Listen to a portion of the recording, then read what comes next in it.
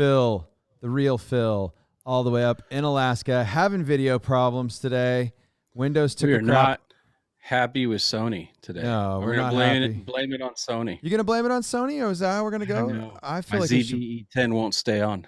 I feel like we should blame it on Windows, because I feel like the only time my ZVE 10 shuts off is when it is not connected to something. Yeah, it's not connecting. It's not getting picked up. I think, I don't know, USB controller update or something. I don't know. Check out the giant keg O water bottle. Look at this thing, man. Oh, I thought maybe you filled that with BBs and a light charge. Oh, little tannerite. Something. Make it work. Making it work. All right, brother man. Welcome all the way from the great white north, all the way from the Great Land. The Great Land. Isn't that what you guys call it? The Great Land? Yeah, it's just because we're better than you. Well, I agree. I understand. So I'd just like to say... We don't have to rub it in. I want to say shout out to my friends Mike and Liesel. Yeah, it's just... You guys are the bomb, and I love you, and I have officially helped yet another family escape the wretched leftist or Oregon West Coast ridiculousness. So their house closed yesterday, funded today. We got them all moved out. They're packed up. They're staying in a hotel tonight. They're going to hit the highway, and they're headed to Oklahoma, a free state. Good job, Mike and Liesel. We love you guys, and we're going to miss you. And I hate helping people move away from the church, but at the same time, I'm proud that you escaped. You made it. You got out. Yeah, Oklahoma is the first state that said we'll turn our whole National Guard into state guard to get out of forcing our military to take vaccines. Yeah, Texas followed suit this week. Governor Abbott also said that soldiers would not be forced to ouchie Fauci. Yeah. Florida followed suit as well? Well, I know DeSantis was talking about creating a state guard, an armed state guard in excess of his National Guard. I'm down. I like it. Let's make that happen. I'm jumping into social medias here. I'm going to remember to turn my volume down because I learned from you. And I'm going to try to share our broadcast here. If you guys are out there in internet land and you're checking out the pre-show, that's clearly late because we've had technical difficulties. We love you and we're glad you're here, but do me a favor and hit share, please. We really do appreciate every share. It really matters. It really helps spread the word. We don't want to share this so that we can be the fanciest, most awesome podcast in the world. We want to share this because we want to help people be more prepared. So you guys should definitely hang out with us because we love you, and share us out there to your friends. Okay, there we go. I got us shared. Okay, so current events. What's happening in the news, Mr. Phil? What can we talk about current events? I don't know. You don't know? Okay. No, I really don't know. Not really paying a whole lot of attention. The world is attacking the officer that accidentally shot the violent fleeing felon instead of she shot a taser and then grabbed her pistol and shot him once in the chest and killed him. Clearly a mistake. All evidence points it was an absolute mistake, but the reality is they were there on a warrant. He was violent. He was resisting arrest. Right. And she actually, if she had not been issued a taser, she could have legally shot him. Well, here's the bottom line. It's just that she didn't intend to shoot him, and so that if you can, that's the problem. If you can justify using a taser, at least in the state of Oregon, okay, I'll just say A this, lot of in the state places, and we're not force continuum experts. Neither one of us are no, sworn law enforcement. no, Just no, we're not, we are but not experts in that. you know, obviously being law enforcement chaplain, we circle We've around both the been community, and we've both been tased. We've both been tased. I have been tased. Comment down below if you'd like for Pepper me to spray's pull up. worse. Pepper spray's 100% worse. I hate OC, pepper spray, all that stuff is garbage. Yeah. I hate it so much. But comment down below if you would like to see the video of me getting tased from a few years ago. I am a much larger man than back then. So yeah, man. I got to tell you, if in the state of Oregon, if you can justify using a taser, you can justify using a firearm because you are in fear for your life, and there is a deadly threat in front of you. You know, so that's just the reality. Especially How about one of our law enforcement fans? Once you somebody out there on and comment about that. Yeah, I know we got some watchers, so We could do it anonymously if you were to send the message. Yeah, if somebody wants to private message me, if you want to talk about it anonymously. I've got a couple of. I didn't see that. Where did that happen? Where did that happen? That wasn't the one in Portland. It happened like a year ago. No, it was not Portland. It happened like a year ago, but her trial's right now, and she was on the stand. I think today she cried and was sorry and stuff.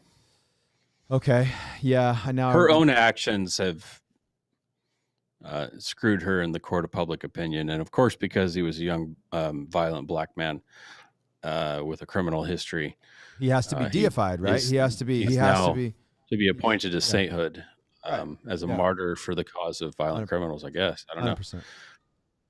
know. So, did you see the there was a I'm not you and I neither of us are TikTok people, right? Because we don't like. No, I had it on my phone for a while and actually had a lot of business coming, a lot of traffic. It was doing great. I started to figure out that my phone was running very poorly. I had heard from, I don't know, somewhere online in the depths of the interwebs, someone had said that China was using it as a device to kind of look at all your stuff on your device. To farm you, yeah. And I mean, I'm running a $2,000 Samsung phone. Right. And it was running like a dog. And the second that I deleted TikTok off the device, it all went back. So that's why I don't do TikTok. Yeah. So we don't do TikTok, either of us. But I mean, I will end up watching TikTok videos that are then either either translated. Yeah, sometimes I'll click on a link into the TikTok website, but mostly I see them once they've become a YouTube video or once they've become an Instagram reel or something like that. Shared somewhere. I'll see it then. Yeah. But anyway, I saw an interesting one this morning where a lady had she was talking about there was a black woman who was making a mockery video about a Trump supporter that was killed. She had a MAGA hat on, and she did this video where she was like, "Oh, you died, real sorry," right? And so this other lady was making a duet TikTok. I know enough that's a thing. That she stood in front of a picture of George Floyd and did the "No, you died, real sorry about that." TikTok has locked her account and banned her. She had before she made that video, she reported the other video, and they came back and they were like, and they did nothing. She got documentation that said this does not violate our community standards, and so now she's going back on TikTok and said she's got a lawyer because she's like, look, you said it didn't violate, so I went ahead and made a video. Yeah. I think there was it Florida that, and I'm going to mess around with my picture here. Hey, John. Yeah, do your thing. Hi, John. I think it was Florida that said something about being illegal to more or less do that to right make, what would we call that, a preference by? It's an illegal preference, except it's not. I think it's called bigotry and racism. Well, it's disingenuous at the least. Right. It's poor business practice. Right. It's unfair in the eye of everything. But the big thing is it goes against the community forum standards that they all kind of enjoy claim protections under. Right, exactly. Right. So the idea being that it's the public square, and they should not have the same liabilities for what people say on their soapbox in the public square. Right. As such, they can't get in trouble for what happens on their platform, right? Illegal activities and things like that. Exactly. Except that if they're going to choose to illegally discriminate like they are, and I could slide this right like that. No, you're fine. You're totally fine. I just, while you were talking, that almost makes it look like we're in the same room. It does. It actually does. I just was inspired all of a sudden to turn our logo into a Christmas tree ornament. That's what I wanted. You're going to add more? Yeah, I should add a bunch of them. I could do a whole bunch. That'd be great. Let's see if I can do that. That's awesome. Oh no, I can't. I'd have to upload a whole bunch more imageries. No, I'm just being a goofball. This little Zeiss camera is actually doing not too bad. At least what I see. How's really that looking? Good. Oh, it looks great. You look great, man. You look wow. Great. So yeah, I've got a couple of local things. So here in our community, we'll just say the Columbia River Gorge, okay, rather than naming an actual town. So our school board last night officially fired, I believe, the third or fourth teacher. So most of you know that I live in Oregon, so I'll give you the state. So he got a religious exemption from the Ouchie Fauci. They awarded it to him. They basically gave it to anyone. And then they said, okay, they went to the union and they bargained a deal back in October. They bargained a deal that said, okay, if you get a religious exemption, the reasonable accommodations will be you will wear a special KN95 mask. You will also you will go through mandatory nasal swab, PRC testing once a week, which those tests have been recalled. They're not accurate in any way, shape, or form. But, you know, the regular flu will also trip them. Right. And the regular flu will also trip them because guess what? The regular flu it's novel coronavirus. Anyway, so anyway, he came back and was like, look, you have created a system of discrimination based on making me wear a specific mask. We got trouble now. A specific mask. You getting kicked off the air already? No, my hard drive is getting full. So there'll be a record of this online. I can just re-download it for myself. So anyway, so he came and he was like, look, I'm not saying that I won't submit to testing, but what I will do is I will go and I will pay my own money and I will get the antibodies test and I will show you that I am as immune / more immune than a person who's been V'd, right? And he goes, and I'm not saying I won't wear a mask. I'm just not going to wear the Star of David mask that identifies my religious preference. Right. And they put him on admin leave last week, and the board unanimously voted to fire him. But more than that, I watched the board member. I almost brought the footage because it was only like a little 3-minute section. They spoke of him after he shared his story and what was going on, and he left the Zoom meeting, which, by the way, our school board has locked everyone out of the board meetings again. They don't want any community members there, and they locked the comments on the live stream. So it's no longer a public meeting. Let's be honest, right? So anyway, they said. They began to speak of him in the single most unprofessional. They could have just said, "Thank you for sharing that. All in favor of terminating Mr. Eric," and gone on with the night. But they chose to berate him, belittle him, speak of him like he was a not to wretched his face when he dog. was gone. When he was gone, he left the room. Like he had left the Zoom room. Yellow cowards that they are. Like the yellow cowards that they are. And I will tell you right, it was disgusting. I was absolutely, because there's one thing of being so sucked into the Kool-Aid that you feel like you're actually protecting somebody because some crazy old man that should be in jail told you, and you believed him because someone gave him a doctor degree at one point. There's another to dehumanize someone and treat them as human garbage is exactly how they did last night. And that teacher that they let go, I can't tell you how. I hope he wins about a lot of money.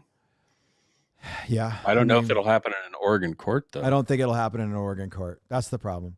So that's one of the things that is a local current event for me. They are actively firing teachers in the state of Oregon.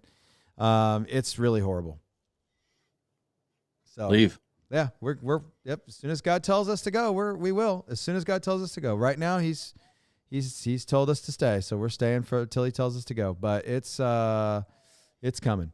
And so these teachers.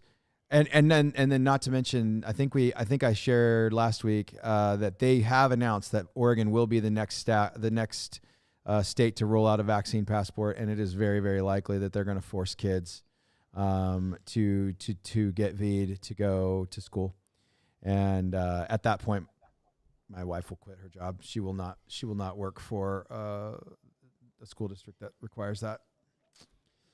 So. Bad news bears, man. There's some craziness happening. Make your choices. The riots in Australia, Germany, England, those places have only grown. I've seen footage of the riots in Australia, and they are massive. They are crazy big. Might be time to start getting some of these out. Oh yeah, buddy. You got your new helmet. Show us that prep, dude. Show us that prep. We're still setting up the level 4 plates on the front and back, but level 4 makes it pretty heavy. I told you, you're going to have counterweights on the back just to keep it from dropping on your head. Well, I do. I got a level 4 counterweight. level 4 ceramic plate. Are you planning on mounting any devices up front? There are things getting mounted, and then it will no longer be shown. Do you have any letters? Can you say any letters? I'm not going to. Not going to say any letters? I'm not giving away my ops. Okay. All right. Not even in the bunker. We all know the AFT, and the other 3-letter agencies. They don't need to know our full capabilities. That's a valid point, I suppose. They should be scared to death when they kick the door in with all their friends and send their robots. Send the robots. Send the robots. We got to get the logo so I can hit the button every time. Send the robots. No. Send the robots. Dude, I know. Okay. Did you see? You're going to love this. I got another current event yesterday. Alec Baldwin was served with a search warrant yesterday. Oh, they're just still in their investigation part. Yeah, I caught that. They wanted to give him some rope to hang himself, let him use that phone for a couple of weeks before they take it. Oh, yeah, buddy. That's not a new trick, though. It's not a new trick, but I'm just excited that they are investigating. Most elitists just get to walk. They get to skate. They get to molest little children, and then they get to go on probation and fly back to their island where they get to facilitate other people. I think it's a prerequisite of being a CNN producer at this point. He was also a Fox News producer before he was a CNN producer, by the way. Well, I don't know which one of the 4 we're talking about, but I'm none of that surprising. Yeah, and Fox. I don't know. No, the really disgusting one who was taking pictures of his stepdaughter's bathing suit areas close up. Oh, see, there was another CNN producer that got snatched up this week, and he was indicted for grooming and a whole bunch of other things. That might be that one. Yeah, he was Cuomo's producer, but he was also a producer for Fox News before he was a producer for this. Listen, CNN. I'm no Fox fan. Oh, me either. No. They're garbage. Yeah. Nobody can say Fox is conservative. They are a different type of crazy liars. Sure. Oh, yeah. Yeah. You will find some decent things on there and some things that are trying to combat the ridiculousness of the left, but they are by no means a conservative news honest. No. Not at all. They're none of those things. No, not at all. So I will say that I'm really I'm really happy that at least there's the conversation that some of these people might one day get held accountable. I'm trying to have. It's Christmas time, Phil. It's Christmas. Maybe I'm if trying to Marky have a Mark little bit does of it, hope. like in a movie, Right. maybe. I'm trying to have a little bit of hope. You know. So, someone asked, "What? Stand by." Stand by. I'm standing by. Oh, so who would you go to for news? Daily Wire.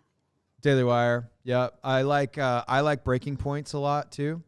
But the Daily Wire is, I think, in my opinion, more accurate. Where'd you get that message? I didn't see that come through. My Facebook message you? Yeah, messaged. Okay, Private. sweet, cool. So yeah, I like the Daily Wire. I like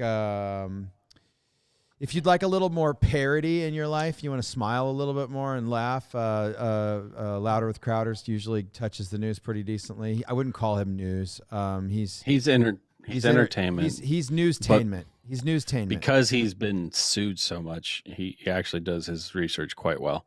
Oh gosh, yes, he does a great job on the research. So he doesn't, even though he's joking about it, he's telling truth.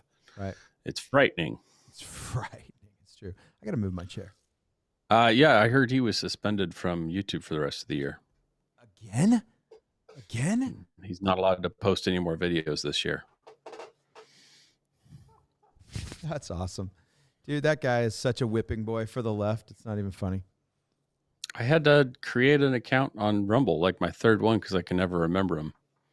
Hey, have you heard anything? Speaking of current event stuff, have you heard anything about Zion? The new decentralized like social media. Like there's not going to be an organization to block people. They're gonna run a social media platform kind of like blockchain finance. Sounds interesting. I'd check it out. Yeah, I got on the waiting list. I got on they've got a waiting list right now. That super funny comedian JP Sears. He's been on Free Range American. He does the satire. He's the one who looks like Carrot Top. Well, I don't know that anybody looks like Carrot Top right now. Carrot Top looks like somebody. Drugs are bad. Drugs are bad. No, JP's looks pretty normal. He's just got long red hair. Yeah. And so anyway, he's been talking about. Well, but he's a pretty muscular guy, right? Like he might be a bodybuilder.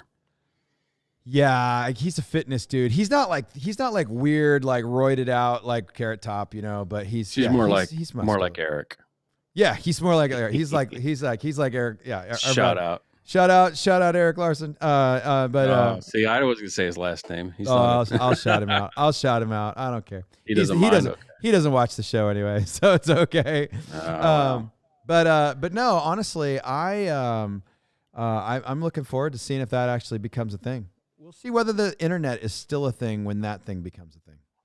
Because let's face it, man, the internet. Let's face it, China's got some crazy going on, man. They are stacking some serious stuff out there in the ocean between China and Taiwan. They are doing some super kooky stuff in and around the border to North Korea. They are doing some weird stuff. So is Putin. It's getting weirder. I think right now the conservative estimates that there's 170,000 Russian troops staged on the border of Ukraine. I haven't talked to any of my friends sitting in Poland with Operation Speed Bump, but mainly just because I don't want if I talk about something, I don't want them to get in trouble. So I'm just kind of keeping my distance from them. They've got to monitor their OPSEC and do all the things that they have to do. But yeah, it's getting kookatastic over there, man. You got any thoughts on? I personally think that China is going to let the Olympics happen in February, and then they're going to, as soon as the Olympics are over, or even during the Olympics, to make some crazy worldwide statement. They're going to be like, "Oh, Taiwan belongs to us now." Yeah, wouldn't it be crazy if we had a Munich event at the Olympics? Oh, yeah, it would be crazy. I don't know. I sure would kick it all off we wouldn't all limp in over a year or two. No, we wouldn't. Actually get us to kick off all at once. Yeah, it would kick off for sure. That would be. I don't know. The case. I don't know. U.S. is pretty spineless right now, we're headed so we'll for see. a world war. Yeah, we're going to see it in the next couple of years. We are. It's sad. It's sad. It's nothing to be celebrated. We're not looking for it. No, of course not. Of course not. It's not fun. No. And the years leading up are full of pain and suffering for sure. Yeah. Bad things are coming. And, along those lines, that's the purpose of this show. Yeah. Bad things are coming. And, there's some things that you can do to make them less bad for yourself. Yeah, that's why we go through these books. That's why we've got the Patreon bunker. Please, please, please, if you haven't considered joining Patreon, think about joining Patreon. Maybe we could talk Phil into throwing that link into the comment section of these broadcasts. That would be great. I'm afraid to mess with my browser right now. Okay, cool. But I'll just say this, guys. Please, please, please, just keep your eyes open. Pay attention. Watch the social medias. I'm trying to post videos. I'm trying to get information out to you during the week. You're going to start seeing me share some videos from folks like Canadian Prepper, folks like Southern Prepper One. They've got some really important stuff. I'll say this, that one of the big prep for me for Christmas time this year is, I'm getting some comms stuff in order. I'm getting a really super nice mobile unit, GMRS unit, 50-watt radio. So I'm pretty excited about that. And then we're going to get some handheld stuff, and we're going to get some of the guys in the church set up with 5 or 8-watt handheld units that would be able to talk to my more powerful base station from around town, and possibly a repeater. Maybe investing in a GMRS repeater. We'll see. Got some folks that are talking. We're talking. So So there's this, guys, get ready, man. There's some stuff going down, and let's face it. Let's say if nothing happens, worst case scenario, you get some comms. You're better set up to go on a hunting trip. Unless you're in Alaska, don't use comms on a hunting trip in Alaska. Don't even have them in camp. Don't even have them in camp. But everywhere else that's remotely normal, you can have a walkie-talkie with you. Anyway, there's some neat stuff happening, and we are going to be working. I've drug the real Phil into this idea tonight. When we hit our main session, we'll tell you a little bit about what we're doing here in just a second. In fact, is this a good breking point? Should we run the trailer? Probably better get going. Let's get going. All right. So we're going to jump into our main session, everybody. And we'll be right back. And we're going to be talking about the red folder.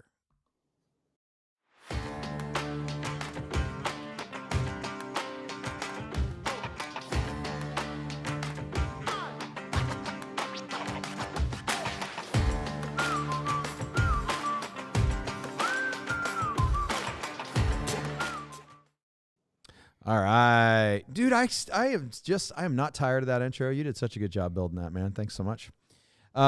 So we are going to be talking about the red folder tonight. Now, if you guys are familiar with any of the kind of APOC fiction stuff that we've been using as a thought experiment, right? So now we've been through Boyd Craven III's series. The first 3 pieces of it. We're waiting desperately, Mr. Craven, for book number 4. We got through The Farm, Behind the Curve, The Farm, 1, 2, and 3. We are now getting ready to start book 2 in the What's Left of My World series. And so if you guys are interested, I would highly, highly, highly recommend, if you're still looking for a Christmas present to get for somebody, pick up a copy of Chad Rudolph's What's Left of My World series. How many books are there, Phil? 6? 3 in this series, I believe. Right? No. Is that right? No, there's a lot more than 3. But that's okay. We'll. There's a bunch of books, but you can buy. Look that up. Yeah, you can look it up. There's a lot of books. It's great. It's a great series. Very thought provoking. There's some trigger stuff. Book 2, we've warned you. Like if you got some stuff, if you had any. We'll just say that if you've ever had some assault, a trauma, the second book can have some triggery things. So be careful with that one. If you need us to let you know kind of where and when that is, so you can kind of dash past that. We won't spend a lot of time talking about that portion of it. We'll briefly kind of bounce off of it and go on to the next thing. There's just some real evil in the world, and I think this book does a good job of it. So if you're paying attention to any of these books, you will notice that one of the main or sub-main characters, they often have a red folder that if they, especially the Get Home books. So what's the Get Home book that we like? The Lone Star Odyssey books. The Borrowed World series from Horton that Mr. Craven recommended. There's a red folder. Usually it's in the gun safe. It's in the it's in the prepper bucket. It's in the storage room. It's in some place where you keep things. If you don't make it home, if you're out on the road, if it's going to be weeks before you get home and you need a loved one to kind of know the checklist, or if you're the kind of person that can kind of get ramped into the panic and you need a plan, you need a checklist to go through, it's having a red folder is a big deal. Like having a checklist that says like, okay, it's code orange now. Like things are getting really, really bad. What is your shopping list at the store? You're going to go and stock up. Last year or a year and a half ago when everybody ran to the store and somehow they only managed to buy toilet paper and nothing else when the panic sat in, it was nice because I didn't have to run to the store and buy toilet paper. That's what being a prepper is about, wouldn't you say, Phil? Like, you don't have to go panic buy. Yeah. I made a couple of rounds through a couple of stores and grabbed what was there and wasn't worried about any of it. Right. I think I was trying to get Zycam and I wanted more of the emergency vitamin packs because I've weathered illness quicker, noticeably, when I take them. Well, yeah, I mean, especially Zycam right now with it's a very solid antiviral stuff with the zinc and the coating of your nasal cavities and things like that. It's good stuff. So that's the stuff that I tried to get and was not able to get as much as I would have liked. And other than that, hand purifier, right? The I remember sanitizer. I remember because that was not something I had ever really thought to worry about. Nor did I worry when I couldn't get any. But we kind of thought, we're running around here. Let's just go grab some. The wife had a little bit, and I have some in my truck. Yeah. That we never used to use. And we couldn't get any, and it was like a whole shell. Shells and shells of it were just gone everywhere. Right. So that was one thing I was not able to get. I remember sitting in front of my church on Sunday morning, right before everybody started just watching from home for a season, and teaching them how to make hand sanitizer with aloe vera and alcohol. It was like, it was funny. It was a good time. And then you couldn't buy rubbing alcohol. And then you couldn't buy hydrogen peroxide. And then it was like, oh my gosh, man.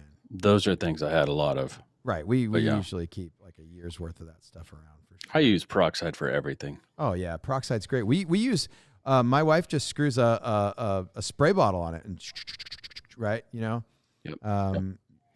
She does the, and that's what she wipes the kitchen down is with hydrogen peroxide. It's really great stuff. Yeah. Could leave a little cloudy white residue on your, on your surfaces, sort of, but not bad. Does it? Yeah. It's not bad. It's not bad. So, okay. So here's what I want to do. But yes, the point was those who have been prepping for things like that, none of us were panicked. We didn't freak out. We didn't run to the store and go, oh my gosh, we'll never survive if we don't get X. Right? Whatever it was. Because quite frankly, if you're ready, you're ready. You go and you get what you can get, supplemental stuff. Maybe you stretch the budget a little bit to pick up a little extra meat for the freezer, something like that. But I think we did that. Yeah. Yeah. So yeah, I think we stocked up. But I had like 600 pounds of moose. That's true. You did have 600 pounds of moose. That was a good year for you guys to be home. So what I want to do tonight is let me get my screen share going here.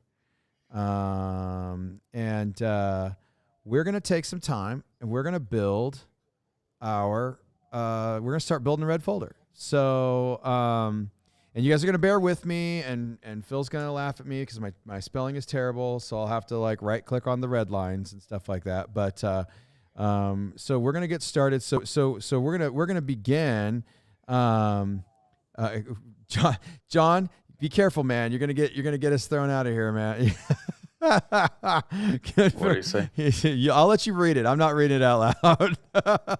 That's awesome. Okay. So what we're going to do tonight is we're going to begin a red folder. Okay. We're going to start the process. So we're going to start we're going to start with, we'll call it Code Orange shopping list. Okay. Now I'm hoping that this is not, there's two P's in shopping, I know. There is, I'm hoping that this is not your beginning first step. Hopefully you've got some canned food in your pantry. Hopefully you've got a well-stocked kitchen and pantry. But in case you don't, you could use this as a beginning point, and that would work out. So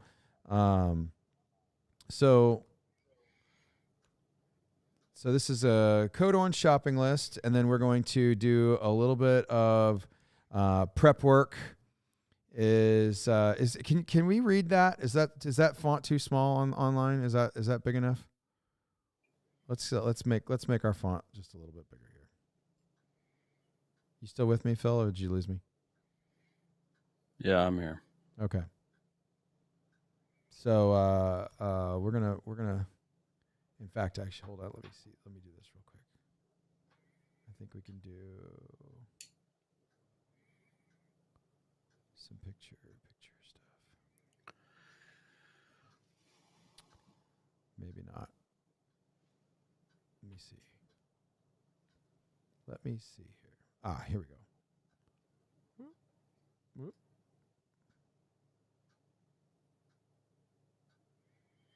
Okay. Well, so we'll cut back and forth to the screen share. How about that? I'll be creating a list, and let me just say this: what we create tonight, we will have this available for our Patreon members. So if you want to jump into Patreon, this document will have a PDF checklist for you in the next week. That'll be something we put up for you guys for Christmas. So let's go ahead and just kind of go through. So Phil, let's just in our minds, things have gone pretty sideways. Let's say that there has been a series of attacks across the country. Fuel has gone. We know, our refineries have been attacked, and the infrastructure on fuel is collapsing. So that's going to be our scenario. So that could be an EMP. That could be a virus. That could be whatever. We'll just, you're very limited on fuel. You can't run to the store a million times. You get one chance to get home if you're going to conserve what little fuel you have left.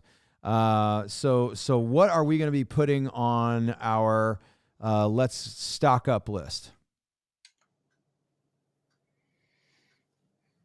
This is a wide open scenario. Yeah, John, jump in on this, man. You're the one that's interacting with us, man. We want to hear from you tonight. So this is a wide open scenario. We're hoping that you've got something like that kicks off. I'm not going to the store.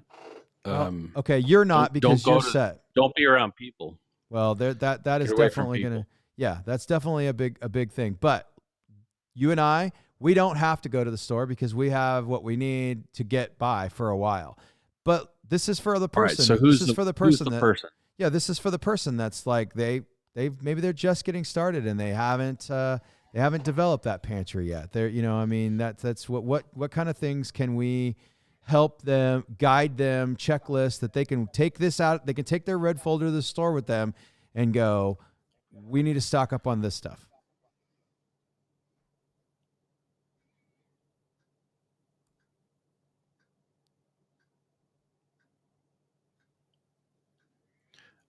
Okay. Buy the airline bottles of alcohol. Oh, I think that's a great idea. Absolutely. You want, the big stuff, vodka, Everclear if you can find it. I would buy whatever. Jack Daniels is always easy to move. You can sell Sure. Jack Daniels to an alcoholic all day long. It'll be your currency. Now I realize there's a little bit of debate in the prepper community, right? You know, whether or not you want to use alcohol as a barter because it's like, do you really want to be interacting with with folks that are desperate for alcohol? I would say, listen, if it's currency, it's currency. Put you at an advantage. Yeah, I want an put advantage. you at an advantage. Exactly. You're not going to touch this stuff for yourself unless No. you need it for disinfection purposes. There you go. Beans and rice. All right, John. Thank you. Here we go. So you're going to go in, and here's where, if I were going to go to the store, I would not go to the regular grocery store. I would probably go to what we here in the Pacific Northwest used to call cash and carry. It's a restaurant supply store. Okay, so I think that dried beans, rice. That's assuming you have the ability to transport all that stuff. Right. You're going to fill up your station wagon, your car, your pickup with whatever you can get, however much you can carry. You're going to try to get home to your basement or out to your, secondary or tertiary location that you have permission to go to your buddy's ranch or whatever. What are you going to take along with you so that you're not a total louse? So yeah, we're assuming that, so it's a shopping list. So we're assuming you have transportation to the store. Okay. So there's some of that's happening right now. I think, dried milk, even if it's not a thing that you like to use, I'll tell you right now, a little powdered milk in your oats, your oatmeal, changes your oatmeal quite a bit. And let's face it, if fuel crisis happens, you might not have electricity for very long. Cause it takes electricity or it takes fuel to run heavy equipment that runs, these places. So you should definitely have what you need in storage. But I think, oats, these are all long-term. I would also say, that rice should be, white rice, not brown rice, because the oils in brown rice goes rancid way faster. And if you're going to package this stuff, we'll talk about packaging in just a little while. I would highly recommend, Mylar, food grade buckets, those kinds of things. But let's just go get the stuff, and then we'll worry about packaging it for long-term storage in a little while. Okay. You can package it on your body. You're going to want to fatten up. There you go. That's a good point. Peanut butter, grab peanut butter. It's quick fatten up. Oh, peanut butter. Yeah, peanut butter for sure. Any canned meats are pretty good. But again, I'm really not too worried about the food. Right. Someone who's just starting to think about getting food in this situation needs to worry about shelter and protection first. Water. Right. Well, I'll say this. The food will come. I'll say this. I know a lot of people that spend a lot more time stocking up on ammo and tools like that, and they haven't stocked up on their food stuff. So, John, they're going to be taking whatever they want from their neighbors. Right. So if you're going to be that guy, figure that out early on. Dried fruit, good job, and jerky. And I think that you could definitely, if you've got meat in your freezer, you should definitely start buying. You should definitely start making jerky, at that point for sure. Yeah, John, we got peanut butter on the list for sure. Flour. Flour was one of those things that that became It's a staple. very It's not fun to make. Yeah, it's not fun to make flour. I will say. Oh, thank you. Good job. I wrote it. I read it off of John's comment. So thank you, John. John got me. John got me. No-dos. John wants some no-dos. John, let's get to let's do food stuff first, and then we'll do medicine stuff in a minute. Okay. Yeah, and I know Phil's going to give us static on that. I have some caffeine pills in my get home bag that he pooped on the other day when he evaluated my video. So I'll say this about flour. So flour is not one of those things that's going to stay around for a really long time. It's not going to be one of those things. It's hard to store long term. It's really hard to store long term. You can Mylar bag flour and put oxygen absorbers and moisture absorbers, and you can definitely get it further down the road. Advanced prepping is when you start prepping the berries in the grinder. The berries in the grinder. You can vacuum seal the berries, and they will last virtually forever. Yeah, that's what I was going to say. So I'm gonna say, but that's advanced prepping. That's advanced prepping. That is advanced prepping. What I'm gonna do is very expensive. It's very expensive. There are no cheap grinders that work, and there are even less cheap grinders or any grinders that are going to work manually. They suck. Well, there are. I will say that I've recently discovered a couple of really, really high end hand grinders. Harvest whatever. I don't remember what brand it is. Harvest something brand. Harvest something brand, and they are highly, highly recommended. I will say this: that started about $400 or so. Yeah, they are. They're about $400. Yeah. So I'm going to say wheat berries because it is I'll do flour / wheat berries because that is a real deal, and that's something that I've got a goal for this year as well. I would like to put up about 4 5-gallon buckets full of wheat berries. John, excellent. You get a gold star. Coffee.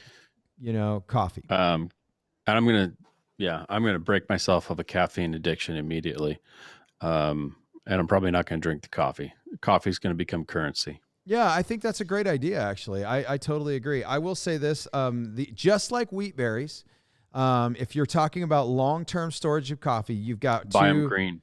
You've got green beans, and you can roast your coffee in a frying pan in a cast iron skillet. It's not hard. It's not hard, guys. You should definitely try to do that. So I would say I have some green beans that are 5 years old. They're still good. Green. Oh yeah, absolutely. And they're not stored well.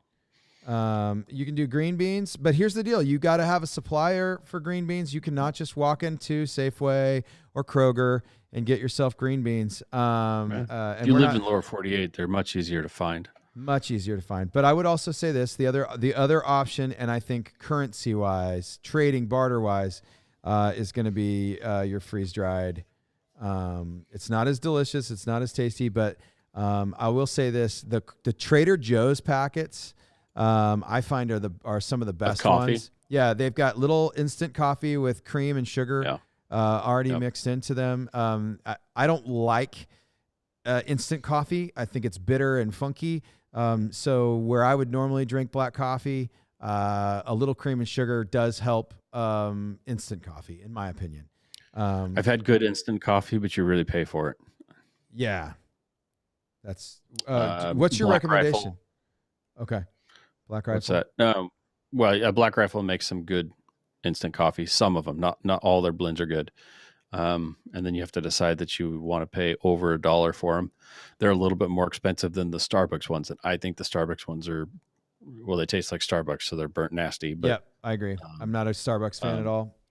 But their instant coffee tastes like their drip coffee. Right. As far as the good, I used to really like the Nescafe. It actually makes a pretty good medium blend.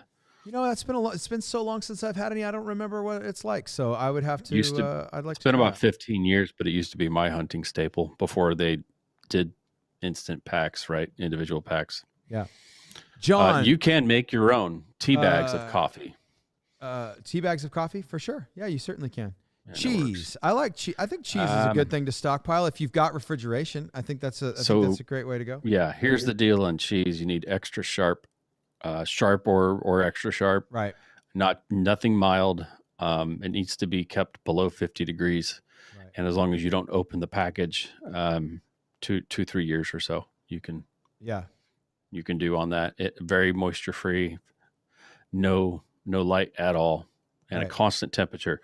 The thing that kills it is the fluctuating temperatures, and that gets moisture condensation on the inside, and then you get the mold, which you can cut off. Yeah, you can cut off. You absolutely can. The nice thing I like about, like, if you're going to get a good quality extra sharp cheese like from Tillamook, most of those are shrink wrapped into a brick that's going to block light, which they're red or black. They're great. I love those. They're expensive. They're expensive, but if you watch the sales, like I know my wife will catch them when they're like way on sale. They haven't been much on sale this year because of, the things. But I will say that it's you catch them on sale, she'll buy 6 or 8 in a shot and then stock them. I buy them out. Yeah, we got a little supplemental little fridge down in the basement, and she'll date. She just writes on the plastic wrap the date, and sticks them in the fridge, and she just rolls them, and rotate. And she'll use those about the time that she sees the next sale come on. So I think so. For you, about 10. Yeah. And that's probably every 6 or 8 months. And you're buying the big ones, right? The big bricks. Yeah, what is it? 5 pounds or something? Yeah, I think they are 5 pounds. It's not maybe 3. I think it's 5.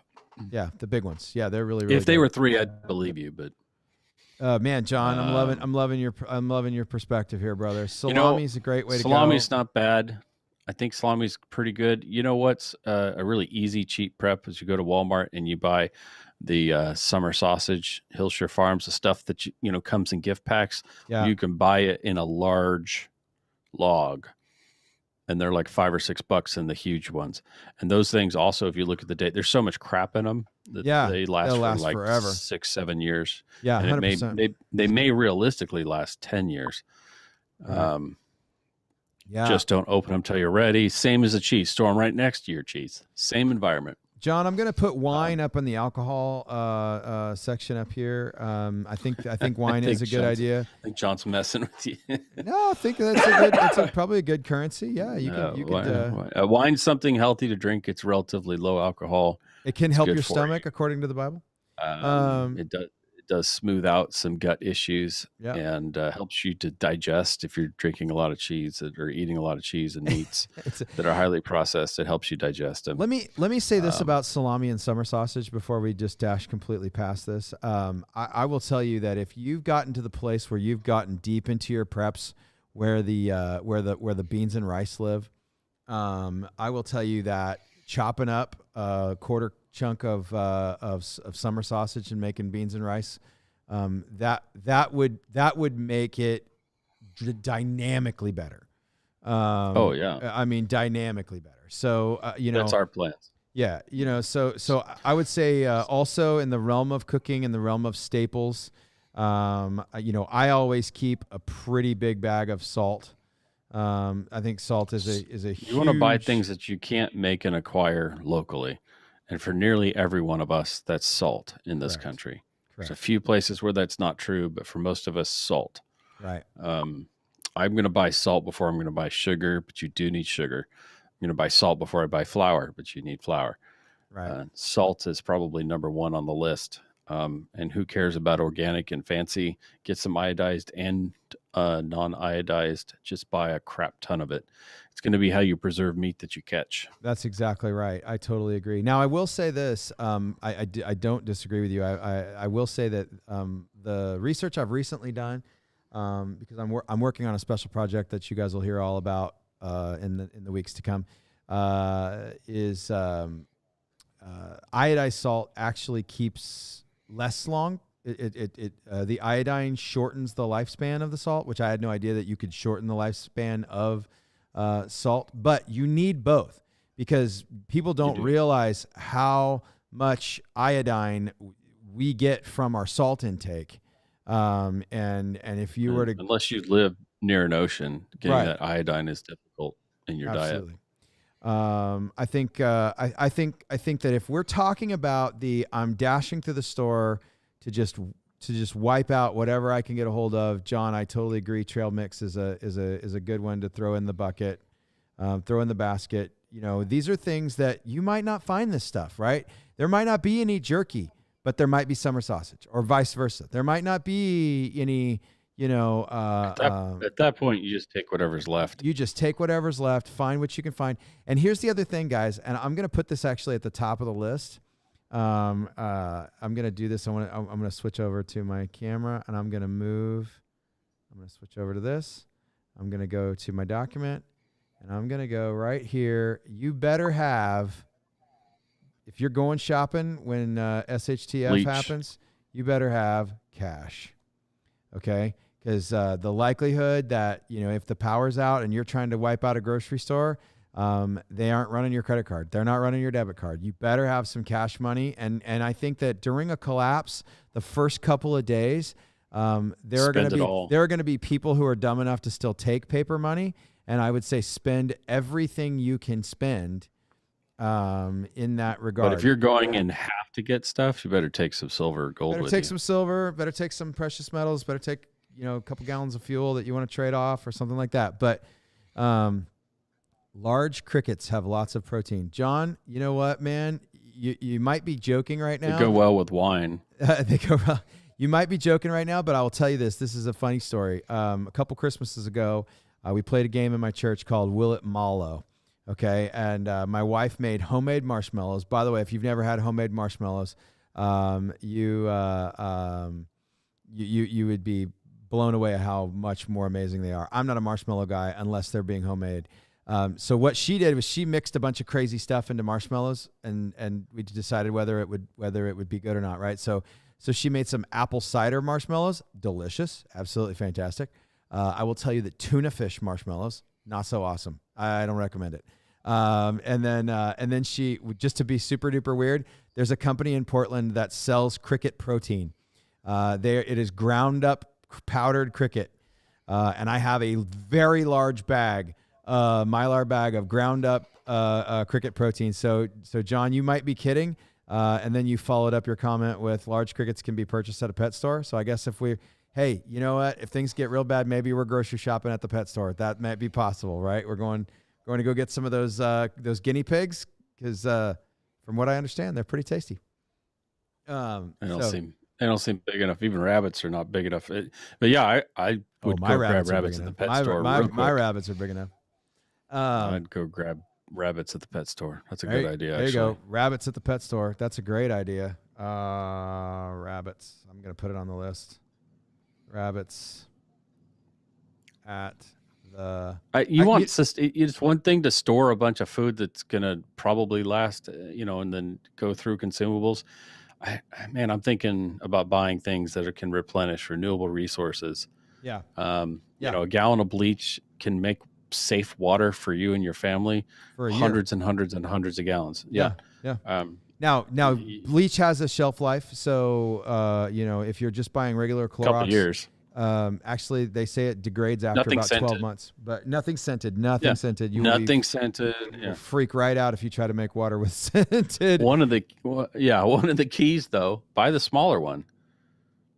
Don't open. Yeah. So they last longer when you don't open them. Right. Or maybe open it right away and get it in smaller containers with no oxygen and seal it. And the big thing about bleach lasting is the UV. John's not joking. He's being serious, and I think you're absolutely. Yeah, I know, John. I think he'd probably eat that stuff. I don't know if I would. I'm gonna. You know what, John? Here's what I'm gonna do: is I'm gonna add. I'd use it to bait the neighbor's cat. There you go. I'll eat that cat. I'm gonna use John's suggestion to actually start another category that we can get to in a little while. I am really off the wall appreciative stuff to look. I'm just going to do alternative. I'm going to call it alternative stores that maybe are not getting ransacked, but that we should definitely keep a look at. And I'm just going to put pet stores because I think pet food is going to be a big deal. If you have a dog and you'd like to keep your dog out of the crock pot because dogs are valuable, the security devices, right? Your weird you eat little the cat, you keep the dog. That's right. You eat the cat. Because the cat will eat you. Let's just be honest. So I'm going to do pet food. You want to make sure that you're paying attention to that. So alternative stores, pet stores. Okay. We're going to do a whole nother subcategory for the feed store and pet store, because I think there's some things at the feed store you might want to go scoop up if you can. Maybe some extra fencing. Pet medicines. Pet medicines. Yeah, fencing. Oh, gosh, yes. Yep. A lot of things can be used as fencing, Yep. including all the wiring in your neighbor's house. With the neighbor's cat, John. I totally agree. Yeah. Okay. But you're going to want to create some space. So if they're not neighbors that are helping, you're going to want to clear them out pretty quick. So I think we've hit a really good cross section of the standard grocery store. Okay, we're talking about non-perishable food items, things that you can grab a hold of and you can tuck it in with not a lot of preparation. A package of jerky unopened is going to last you a good long time. So if you could end up with the second you open it, you have to eat it quickly. But yeah, exactly. I think that you should really consider. Smaller packages are better in that regard. So you get what you can get in that moment. If all you can get is the big, 2-pound bag of Old Trapper, well, by all means get it, but just understand that, you need to have that probably consumed within a week, because that stuff has a lot of sugar in it. And, but now if you want to go crazy and you want to start making food, go buy all of the, roasts that they have back there, and you can slice it up, make your own jerky. That jerky would actually last a lot longer if you just did like a salt and pepper and no sugar on it. It'll last you a lot longer. Heavy smoke, heavy salt, as far as that goes. You want to get some of those chili peppers in there. It's hot, not necessarily for taste, although that's part of it. That keeps bugs and other things from eating it. Yeah, exactly. Animals won't eat super spicy stuff. That's true. You know what? I'll add spices. Get what spices you can get. Now spices don't last. Spices big time. Well, we only buy the very large container of spices because we go through them. My friend Once Phil I'm is down to 5, I buy more. My friend Phil is not the typical white person. He actually knows how to season his food. So that's really nice. So I am a racist. Anyway, so Sam, the cooking guy, is white. He's Canadian, dude. And he's a Californian, but he's Jewish. So Jewish people know how to salt. Oh, I didn't know that. Yeah. He's Jewish. So that's why he can make a corned beef better than anybody on the planet. I love Sam, the cooking guy. If you want some awesome cooking outdoor recipes, you should watch Sam, the cooking guy. Hey, in fact, you know what, Phil? Could we do maybe you and I could submit when the red folder is complete. Maybe we could throw in some jerky recipes, some smoked salmon recipes, smoked fish recipes. We could throw in here, easy peasy, fast and quick. I'm trying to think of them. I don't run recipes. That's for later. We'll add that later. I'll try to pick your brain over the next week or so. Okay, so if we think of more food stuff that we need to add down the road, we will. Oh, I was going to put. Why not just go to the Walmart and take it over? Well, there's that. If you've got a big enough mag that you could hold that, that would be fine too. I wouldn't pick Walmart. I'd pick a small mom and pop or something. Look for go find the local grocer that had a Biden-Harris sign out and take them over. Oh man, you're gonna get us killed here. I love it. Okay. Well, they probably brought this on all of us, so it's definitely a possibility. Okay. And we know that they can't be Christ followers, so we're not exactly attacking the brethren. I'm not touching it. Okay, so moving on. We're going to go to let's hit some alternative stores right now. So we made it through the grocery store. You saw it coming. You because we're preppers, because we're prep minded, we kind of we got to the front of the line at the grocery store.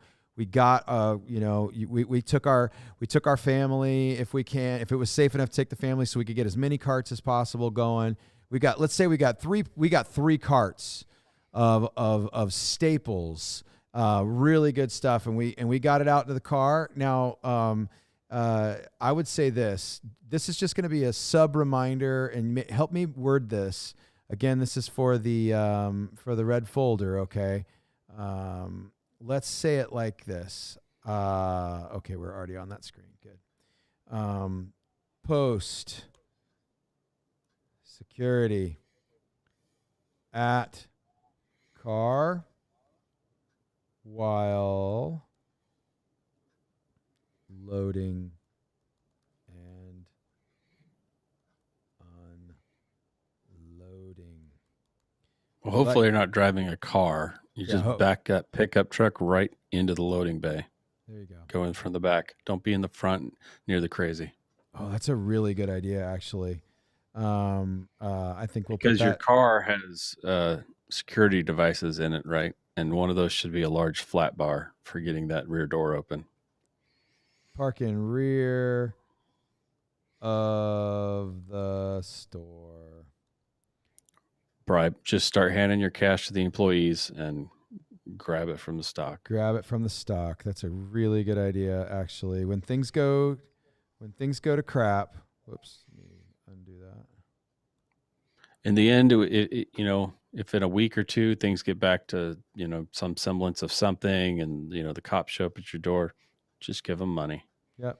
There you go. You say, I'm happy to pay for everything we took. Yeah. Yep. Absolutely. There you go. And so yeah, if you jumped the gun, you did it wrong. So I'm actually going to put cash and park in rear of the store up here at the top. I'm going to precious metals. Yeah, that's exactly those right. Employees working as stalkers. They won't know any better. Just give them the shiniest piece of silver you got. Cash. Hand them your wedding ring. Yep, that's true. Silver.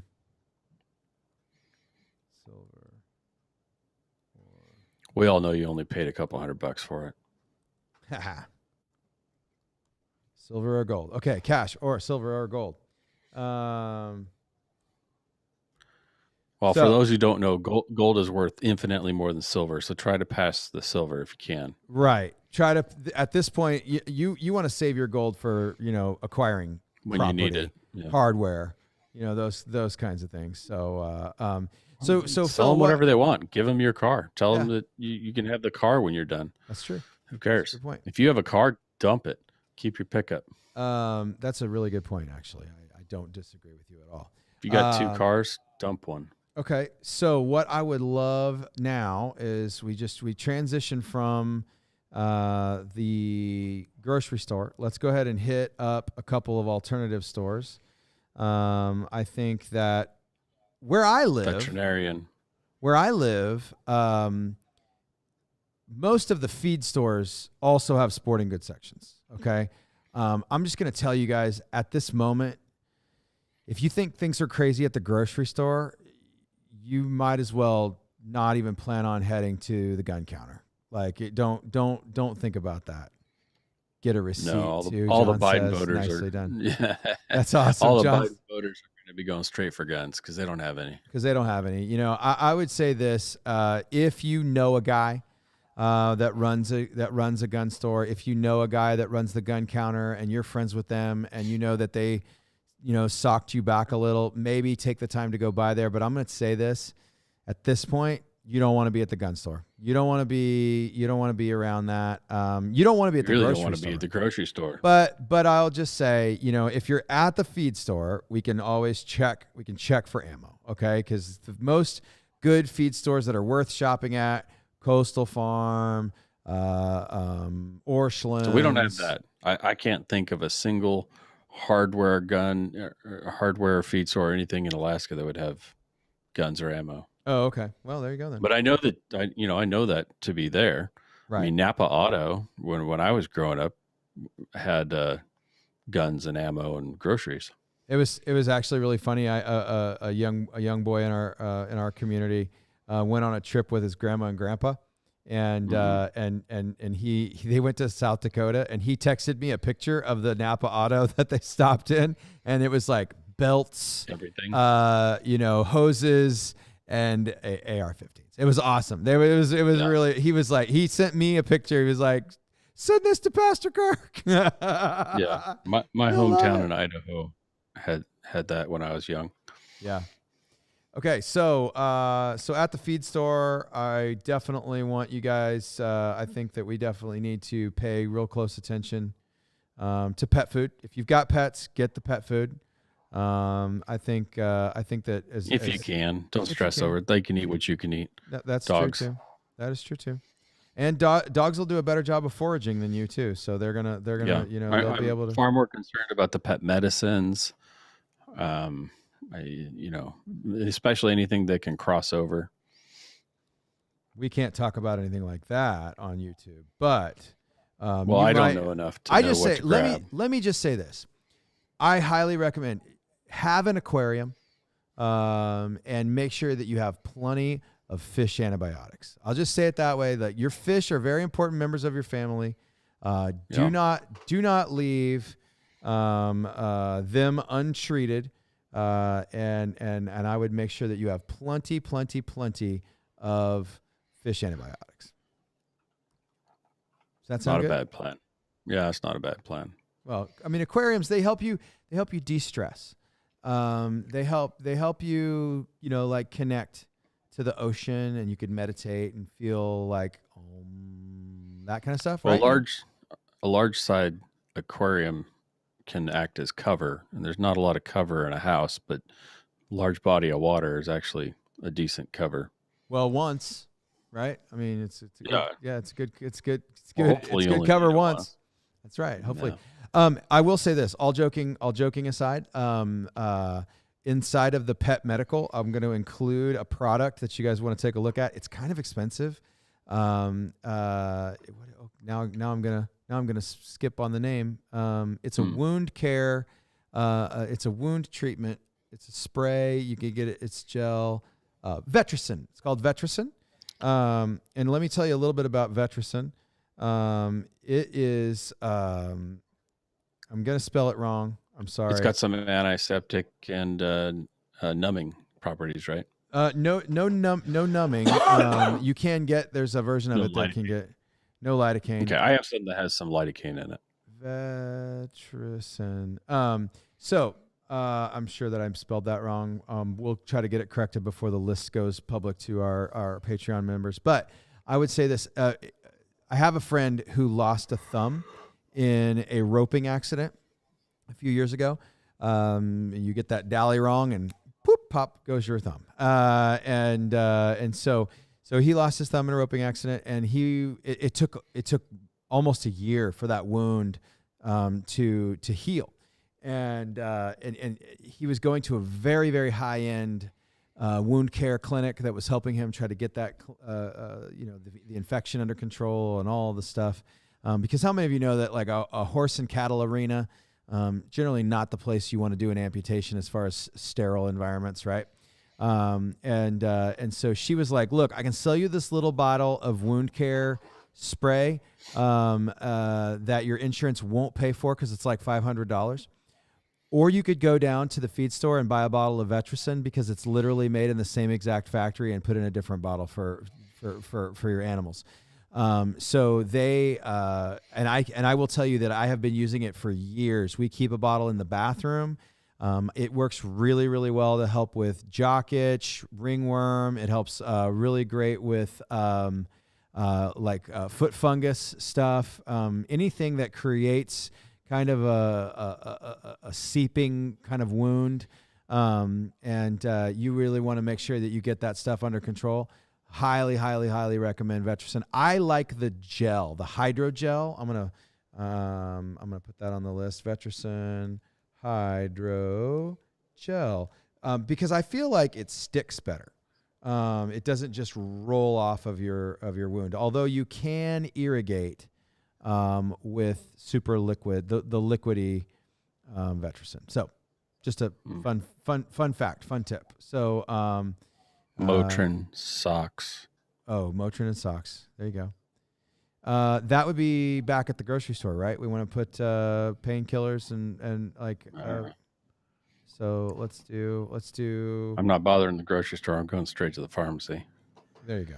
Well, again, with all the other crackheads. A lot of our grocery stores have pharmacies, but yes, again, that is an All the alternative crackheads are going to be at the Walmart pharmacy. Oh, that's exactly right, for sure. So Motrin Which it might be time to start popping crackheads at that point. Well, the store will get empty real quick. Yep. So Motrin. Your basic staples are you want aspirin, Motrin, and Tylenol, acetaminophen, and naproxen. Right. Which are aspirin and Motrin. Right. Those can handle nearly everything. You need to be able to reduce fevers, make pain tolerable. Right. And absolutely. Work against blood clot, thin blood. Yeah, exactly. So other than that, I mean, those are the basics. That's what you need. Yeah, absolutely.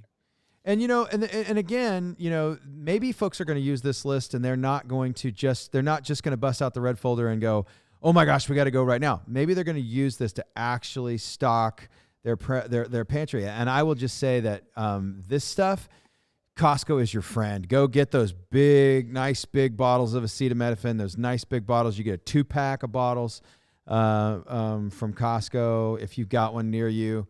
I highly, highly, highly recommend that. That is a big, big deal. And we keep multiple bottles of that. Now, I will say for me, I can't take ibuprofen anymore now that I've had my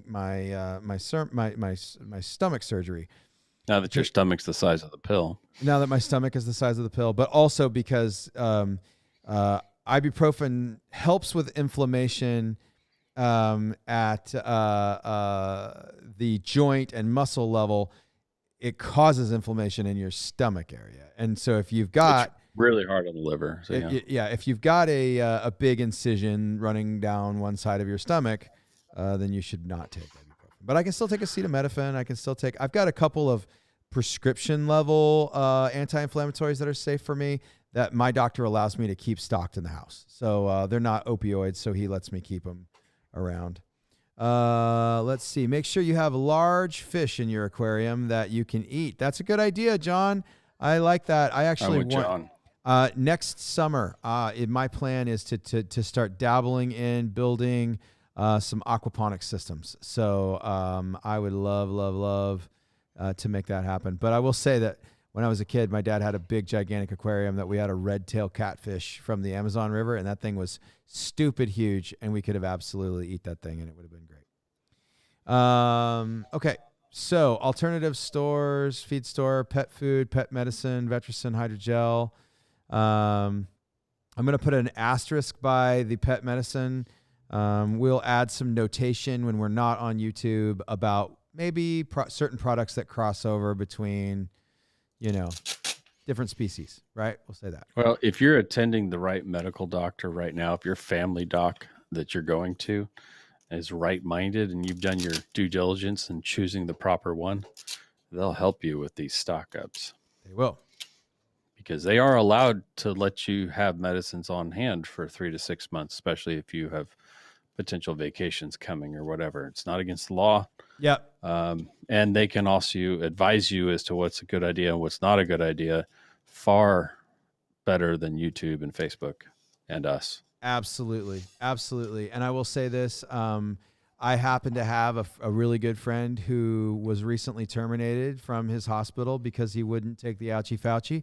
And I know that he is trying to get his private practice going. And if you would like a video consult, I bet you I could hook you up with him, and he would probably be glad to take your money right now to help keep food in his baby's mouths. So if you'd like to have somebody to consult with, let me know, and I will connect you with him. Yeah, you go to the wrong doctor if he actually asks you those questions, like, do you have firearms in the home? And leave that doctor. Leave that doctor. Leave that pediatrician. If your doctor's asking those things, don't get away. Absolutely. Get away. He'll be the first to turn you in. Oh, for sure. No question that's true. Okay. So we're in... All right. So unusual places to go. Yeah. Alternative stores. Knock off the school. Schools have a lot of food in their kitchens, and nobody's there. That's a really so good schools idea. are good. And a lot of that is like bulk food, number 10 cans and like big time. Yep. And they're everywhere. Yeah. Let's see. Boys and Girls Club. They're not going to be open. The food's all going to go to waste. So go grab it. Right. Same with the YMCA, anything like that. Okay. I'm going to put that under a heading called alternative locations. So we'll keep we'll keep stores and locations separate. Just because I'm trying to organize as we go along. They have stores. They have stores. That's awesome. Okay, so restaurants, if they're not going to be open, if you see a restaurant that says we're closed for the end of the world, go ahead and take their stuff. Yeah. Or Biden voter outside, right. Or maybe like mask required. If it's a sort of store that has somebody out front telling you to put a mask on, that might be the sort of place that's worth knocking off.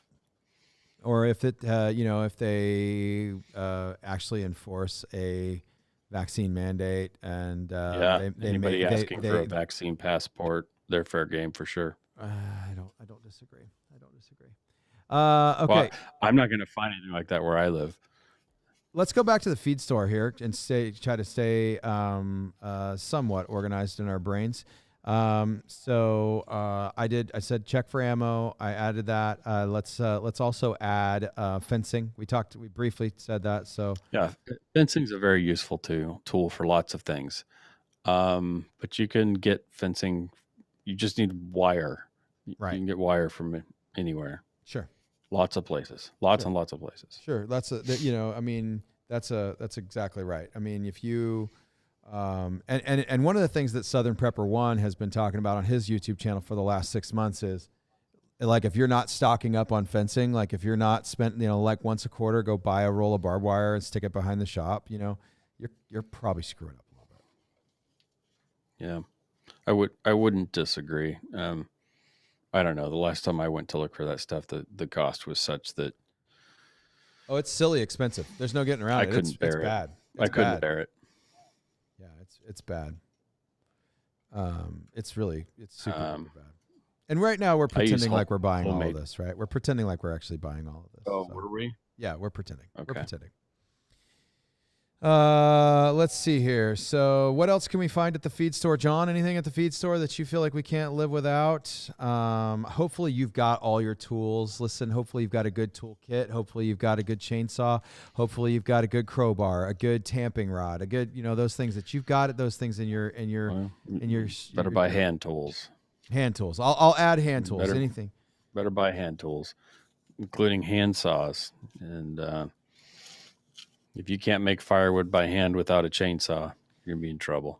And I'll say this, I would highly, highly, highly recommend. I have a really nice bow saw, and you can get extra blades. You can stock the blades on that. When you get yourself a nice Stanley handsaw, when that thing goes dull and you dink it against a rock, it's dull forever. There's no real sharpening that. It sucks. Sharpening is hard to do. So hard to do. So a good bow saw, you can just change the blade. Buy yourself 10, 15, 50, 100 blades, whatever you want to do. Yeah, the blades are $5 to $10. And the nice thing too, in the realm of saws, I don't know if you've ever seen it. I'm sure, Phil, you have. They have a handle that you can put any Sawzall blade into. Okay. Yeah. I highly recommend having one of those just in your kit. Usually, it's a big thing that sheet rockers use to like cut out electrical boxes. So you can find that in the sheetrock section. But and we're not talking about a sheetrock tool. This is something different. It's a handle that takes Sawzall blades. There you go. You'll find it a lot of time in the sheetrock section. Blade in it. Buy a pack of of Sawzall blades. Buy lots of Sawzall blades. The wood saws work really well on bone. Yep, that's true. They're great for game processing. They're great for field the metal expedient gets clogged work. Up. Yep. Yeah.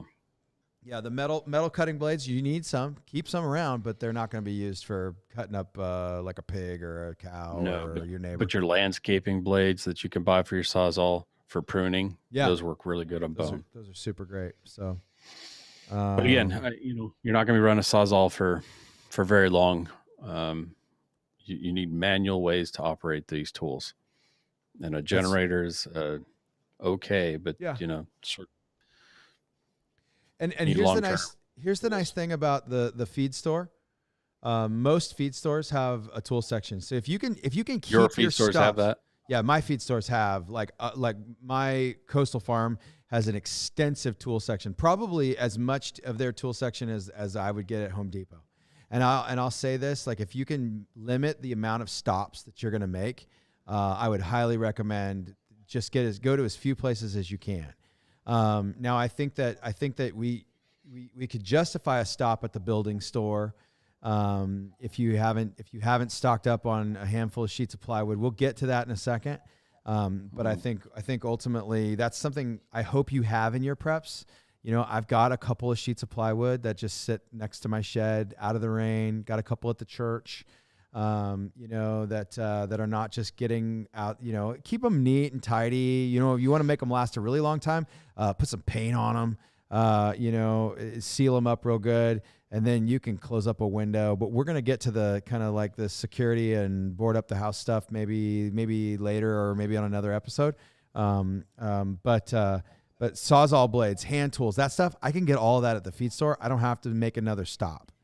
So I'm going to go ahead and put that on the feed store list because it's something that I can get. Now, Phil, you're saying that your guys' feed stores, you're not going to find those things there?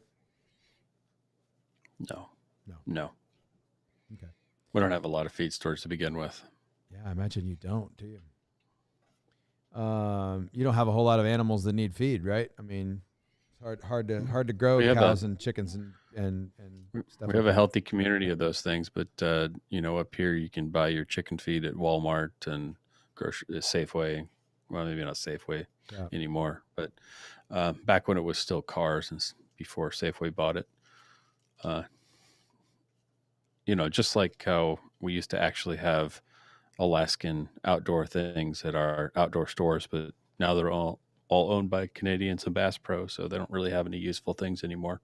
Right. That sort of sucks. They have what Southerners in Georgia think is useful. Oh gosh, that's got to be very frustrating, I would imagine. A lot of bass plugs. A lot of bass plugs? Oh, good. That seems. There's no bass in Alaska. Right. Hey, but pike will bite anything, so that's a good point. So I was just at the feed store. If things have gone sideways and they have chicks, get them. If you can buy chickens, buy chickens. If you can buy chicken, you should already have chickens. If you don't have chickens, if you're in an area like I am where I can't have. Well, we talked about fencing. Yep, fencing. Now, while nearly anything can be turned into fencing, making poultry fencing is a pain in the butt. It's very bad. Get a couple rolls of that. Yeah, poultry fencing can be the orange. So up here we have that orange. I don't know what they call it. Use it for construction, right? A lot of people buy in Alaska because it works great to help cut down on snow drifting, right? Snow blowing across. You've seen that. So the big orange fencing that can work for animals quite well. Right. No, that's a great suggestion. Absolutely, I totally agree. Soak in plywood, soak in pallets, soak in pallets. Lots of things. Now, I will say this: if you've got a predator problem, okay, raccoons, kill them with fire quickly. I would say this: if you've got a predator problem, if you've got a lot of raccoons, possums, those kinds of things, Phil's got like bears and wolverines. Those are a little harder to deal with. But real predators. Yeah, you guys have real predators, but we have the sneaky predators that will chicken wire. It's funny. People call chicken wire. Chicken wire is the worst for chickens because a raccoon will reach through the chicken wire, pull a chicken to the wire, and he will absolutely take that chicken apart one bite at a time. Through the wire, and you'll have a dead chicken. John says he lives with a chick. There you go. All right. There you go, John. Way to go, buddy. And so anyway, but I'm showing that to Aaron. I highly recommend 1/2 inch hardware cloth. If you're gonna make a chicken coop, you will, possums, raccoons, they're not, and get the thicker gauge if you can. I'm buried a couple feet in the ground. Couple feet in the ground. Keep it so they can dig underneath it. It should go out in a U. Yeah, absolutely. Definitely do that if you can, for sure. So yeah, those kinds of things are going to be a big. Put them in the house with you. Most people can't pull gross, that off. Dude. Chickens are gross. Yeah, you get sick. You get sick real easy around chickens. Well, watch your kids around chickens.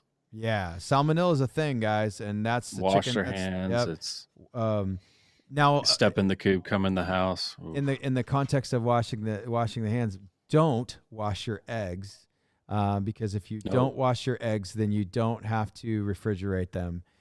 You can keep them for 2 weeks on the counter, and they'll be fine. You can brush them off. Yeah, brush them off. Get the big chunks of poop off. Those kinds of things. You can wipe them with a very clean, dry cloth, but that's it. But that's it. No water. It's a chemical. You don't want to get the chemical off. There you go. You don't want to take that membrane off of the outside there. Right. It's water soluble. Yeah. Yeah. So. Weeks, months in the right place. Yeah. Correct. Yeah. So yeah, that's the big thing. So those are things that you can get at the feed store, chicken feed and chicks, and the poultry fencing, hand tools, saws, saw blades, those kinds of things. I think that the pet food store is an important thing. I think we should talk about some of. You can eat dog food. You can eat dog food, guys. Like, I know nobody wants to think about it. Nobody wants. Careful with some of the cat food.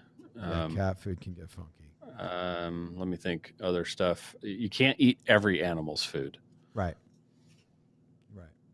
So, dog food and dry dog food, canned dog food is a long-term storage deal. I mean, it's going to be food for a really, really long time. Now, I will say that dry dog food mold. Dry dog food will mold, and not to mention dry dog food will attract pests. Make sure you get it in a good container. It'll attract mice. It'll attract critters. But you can eat the mice and the critters. For me. Yeah, you can eat the mice. Well, yeah. I mean, it's very good at baiting bears. Sure. But some alternative things that I think that you can get at the at the pet food store or at the pet store is, like we talked about earlier, get you some rabbits if they've got them, snatch those up. Sure, you get at least the goal is $1. Just grab 2 or 3 of everything. Yeah, and then kill them later once you get it figured out. Yeah, absolutely. There you go. That's I think if I were going to go to a pet store during SHTF, I'm going to snatch up every rabbit they've got. I don't care what it is. I'll eat the ones that are not functional, not producing. But I'll just say this, that last year or really 2 years ago now, when we started seeing no chicken on the shelves, we started seeing no meat in our supermarkets. We went in and built rabbit hutches. We've got some rabbits. My son, we're not actively breeding them all of the time, but we have a system in place. Like, I can drop that female in with that male, and I can start making meat like right now. And it only takes two. Weeks, It takes 2 does and 1 buck to make up to 600 pounds of protein a year. Okay, that's more than you're going to get from a pig. It's one person. That's enough to feed one person. That's enough to feed one person, and if you're mixing it with rice and beans, you can feed a family. You can stretch it, You could really, really stretch it. So, pests are something good to eat, like mice and rats and bears. I totally agree, John. You're absolutely right. Other things that you can get at the pet food store. I'm not joking. I know lots of people from South America who love guinea pigs. So I would say guinea pigs. I believe they are raised for food. They are. They're called places. They're called cuy. Okay. So I will say this, that because I am a terrible speller, can you spell guinea pig for me? Oh, put me on the spot. UINIE.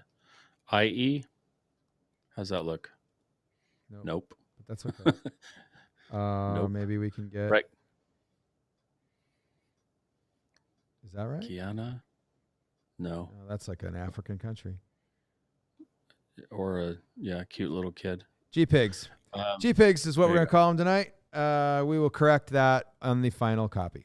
Other things at the... Not something I put in reports very often, weirdly. Right, exactly. Guinea pigs are generally not. If you're talking about kind of like wiping out a store to prep for craziness, I think the rats and mice would make really good bait.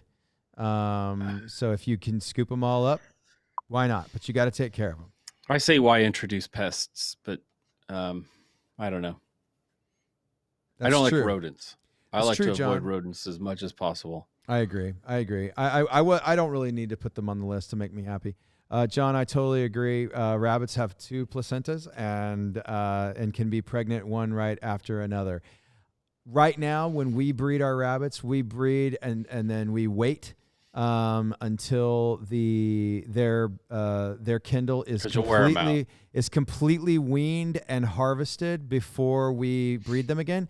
But that you don't have to do that. You can go back to back, and you can go nuts if you need to. If you needed to ramp up quickly, you certainly could do that. You could do that like 2 or 3 cycles and then give them a little bit of a rest. But you're absolutely right, John. Thank you for that. Okay. So rabbits are absolutely survival food. Better than chickens. Better than chickens. That's exactly right. Chickens have more fat on them. You can actually get a little jacked up with rabbit just in case, because they're so rabbits lean. Can actually live in your house. Rabbits can actually live in your house, and they can be really easily cleaned up after. You could do rabbits in the big storage bins. You don't, just changing the newspaper, those kinds of things. Yeah. Anything else at the pet food store?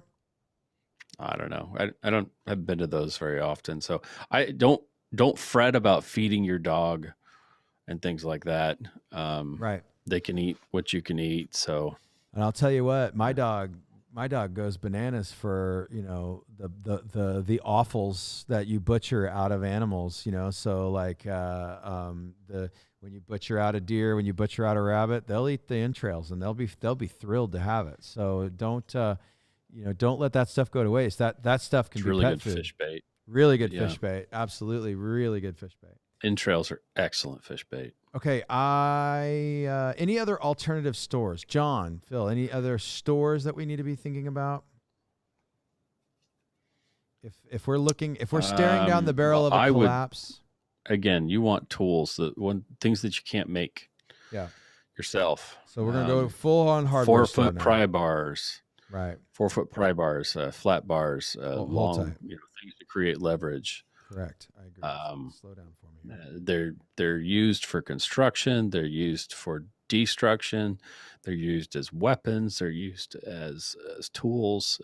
There's just no end to what you can do with a 3 or 4 foot, right. Pry bar. Yeah. I totally agree. Oil is the one people don't think about. Oil. If it's supposed to move, you need oil to keep it moving. That stuff's hard to find. Yeah, especially if you're going to do the chainsaw thing for as long as you can. Oil. You can usually use motor oil. Yeah, a lot of old guys would do that. Oh yeah, you got to make some adjustments, but makes a mess. So we're at the hardware store. Let's talk a little. So we got 2 or 4 foot pry bar, wire, whatever you can get a hold of, wire. Batteries. If you buy them before they've been activated, they last a really long time.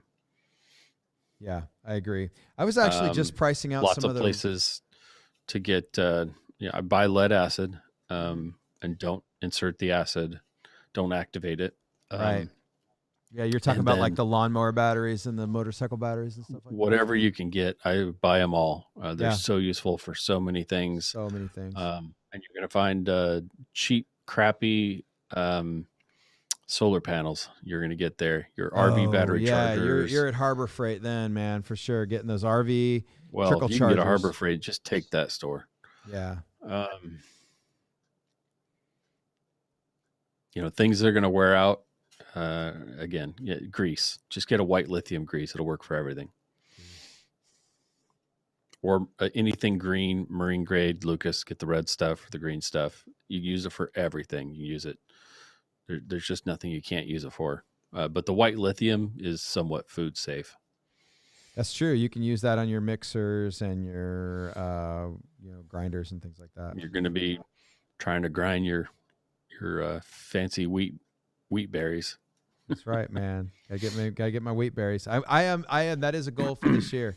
My two big about 200 pounds. Yeah. My two big prep goals for this year is Harvest Right freeze dryer and a grain grinder. So, Yeah, I have to do the grain grinder. I've been buying the berries already, but yeah, because you can if you want to work real hard, grind it in a mortar and pestle, right? I mean, you're gonna work hard at it, but you can do that. You could use a coffee grinder. Yeah, you can use a coffee grinder. That's absolutely true, for sure. I think I'm gonna since we're at the hardware store, I'm gonna go ahead and say plywood. Right, enough to cover your windows. If your windows get messed up, you want to be able to throw a piece of plywood over it. You don't want to just be open to the elements. You could also. My suggestion for that is to go get the Costco size food wrap. Oh yeah, there you go. Or for the moving supply, the thick stuff for wrapping packages. You can make new windows and double your windows and triple your windows. Add extra windows.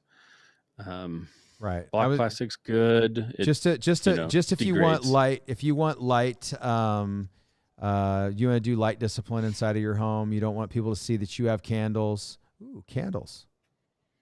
Where do those need to land at? Those are up at, yeah. We'll call that at the. I mean, you can make candles. You can. It's a pain. They don't work as well.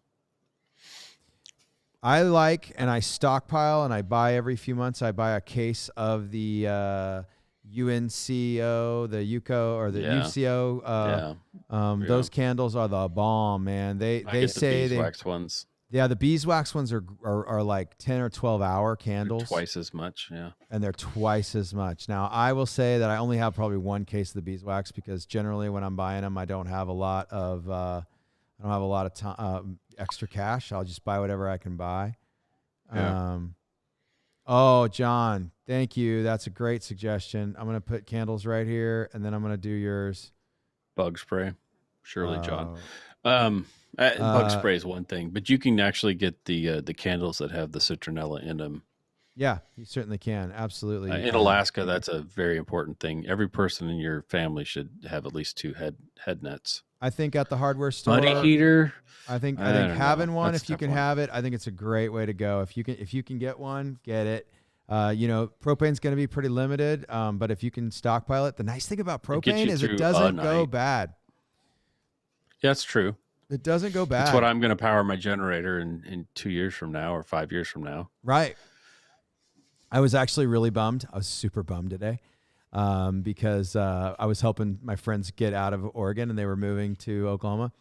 And there was they were up against the gun, man. They had to start throwing stuff away that they shouldn't have been throwing away. They had to start giving stuff away that they shouldn't have been giving away. Cause you know how it is. You get to the end of the wire and the closing happens and I've got no judgment for them. Well, the scrap guy came, the scrap metal dude came and they're just loading stuff in his trailer. And he comes out of the shed with one of those tall 100-pound propane tanks. And I was like, but Pastor Kirk wants to take that home. And he was like, no, I already gave it to him, man. I was like, I understand, dude. That's cool. No problem. I don't need it. I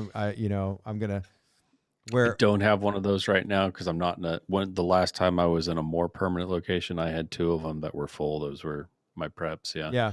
A lot of Alaskan cabins, 2 of those will get you through a winter. Right. If you're disciplined. Yeah. And careful. And a buddy heater not be the preferable way. There are monitor heaters that are not expensive.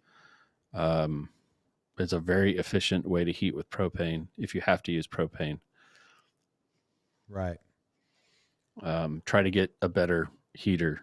But don't monitor heaters require you to have power though? Like, don't they require a fan? The monitors? Well, there's a whole lot of monitor heaters that'll run off of a battery, Well, that's true. That's a a good point. 12 volt That you could charge battery, during the day with solar, and then you could, that's true. That's a good or point. charge once a week. It's a very low energy draw Right. to nearly non-existent. But no, they do have some off-grid ones that I'm not sure if they just take a 9 volt or what. I'll say this that the UCO the 3 candle heater. Yeah, I got one. So yeah, I think we've got like 3 of them. That not only do they do a great job of providing exceptional light, you can boil water on top of them. You can shut up a room, plastic windows, and you can absolutely heat a room to a really. 15, you think you could get 20 degrees difference? I think you get a 20 in an insulated room that you've covered the windows. Really, if you've got Maybe. blankets to cover the windows, I think you could get a 20-degree increase. Okay. And certainly if you put a tent up in the living room and you suspended one of those, you inside of the tent. Go party at 5. There you go. There you go. So I mean, I highly, highly, highly recommend candles, but specifically the UCO candles are just fantastic. I can't recommend them enough, and they're little units. The candles are spring loaded. You load them into the system, and then you put a spring behind them, so it forces the candle up, so it burns the wax really efficiently. They're great. They're super duper great. I highly recommend them for sure. So I don't really care whether it's a buddy heater or it's not. For me, I think the deal with the buddy heaters is they fly through that propane. They do go through propane pretty fast. But if you need to get a room to a comfortable temperature, go to sleep, shut it off, go to sleep, get it to burn it for another hour, get it comfortable, before you crawl out from underneath the blankets. That's how we turn them often on for your sponge bath. Turn them on for your sponge bath, and then use them, and then utilize them well. Like I had a buddy heater that I would take to the duck blind with me, right? And so like I would cook breakfast on top of it. Like I had a little frying pan that would sit on top of the metal grate, and it worked really, really, really nicely. So I'm warming my feet, I'm heating my coffee, and I'm toasting my bagel. I mean, don't just use it for one thing, cook something too, heat something too. And really, if you were going to use a buddy heater specifically to heat your room to be more comfortable at night, I would absolutely use it to heat and boil water, and then take that water, put it in a hot water bottle, and then put that in your bed. That's a way better use of that storage of that energy. So, or have a dog that you can put in the bed. So, whatever. All right. I think alternative locations is something that we should definitely jump into here. John mentioned thrift stores. I think a thrift store, I think maybe a couple of days after the collapse, I would definitely want to go scavenge a thrift store. I don't necessarily know that I would my wife would hit a thrift store if she was like, oh no, the collapse is happening. I definitely need to go check Goodwill. She would do that 100%. But no, I think getting out there, getting the coveralls, getting the extra winter coats, getting the blankets, getting the pots and pans that maybe you just want to stock up on, and you could get a lot of supplies for next to nothing at a thrift store. I would definitely say that that's a viable thing. I would probably go a couple of 2 days after. I would sneak in the back, probably is what I would do, and scavenge. But that's just me. Yeah, after 2 or 3 days, most of those Biden-Harris signs are going to be pulled down, so it's going to be harder to tell or remember where they are. Right. But they probably all have a bunch of fancy, like tri-ply stainless pans and stuff. They might. They probably don't have any cast iron, though. You know what? We do find some really cool and some really old cast iron periodically at the thrift store. So I would highly recommend that you at least check. They do break. I broke one this year. Oh, that's heartbreaking.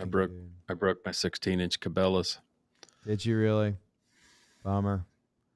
So, John, is that the stuff you were thinking about, man, at the thrift store? coveralls, cast iron, wool pants, wool, anything wool coat. wool sweaters, Yeah. real wool sweaters. Yeah. Get rid of all that polyester if you can. Yeah. I totally agree. Socks. Socks. I don't like used socks, and wool socks don't last long, but I will say this: darn tough wool socks. Get them new. Stuff. They're stupid expensive. I do icebreakers. Icebreakers? Yeah, icebreakers is good morel wool stuff. Okay. It's expensive. Yeah, but it's got antimicrobial stuff in it. Oh, so like when silver. I was doing week-long motorcycle trips, and you have 2 pairs of clothes for weeks on end, Right. That's the sort of stuff that you can wear every other day. Is that primarily why you tried to cut your foot off, so that you could save money on socks on that motorcycle trip? Actually, it was the Mountie that wanted to cut my foot off, and having been disarmed down to an auto knife only, wasn't sure if I should bring the auto knife out in front of him. But yeah, that's probably not a good idea. Mounties get a little they get testes. We almost had to take over Canada. Yeah, you were about to launch a full-blown invasion. Okay, so I think that's a good place right there as far as the thrift store goes. You go to what's around you. Yeah, go to what's around you. Don't go far. No. Don't go far. No, this is not time. Don't go any further than you could walk home. Exactly. When you lose your car, because you may be walking home. Yeah. Yeah. Go any further than you could walk in a couple hours. And honestly, if you have like the right mag, okay, the mutual assistance group, right? If you have the right mag, this should be a team thing. You should already have activated your alternative comms. You should already be, you should be having somebody drops off a team of people to go and shop at a store. Shop. Are we all feeling? Those of you who can't, those of you who are listening and not seeing me, I'm making air quotes, shop at the stores. Dropping off a team that you can have 5 or 6 carts going. The vehicle should leave. The vehicle, your driver and a security person with that vehicle should go a block or 2 away from the hot zone. It's going to require comms. It's going to require comms. You should this is the moment where you should be running alternative comms. Do not rely on your cell phones.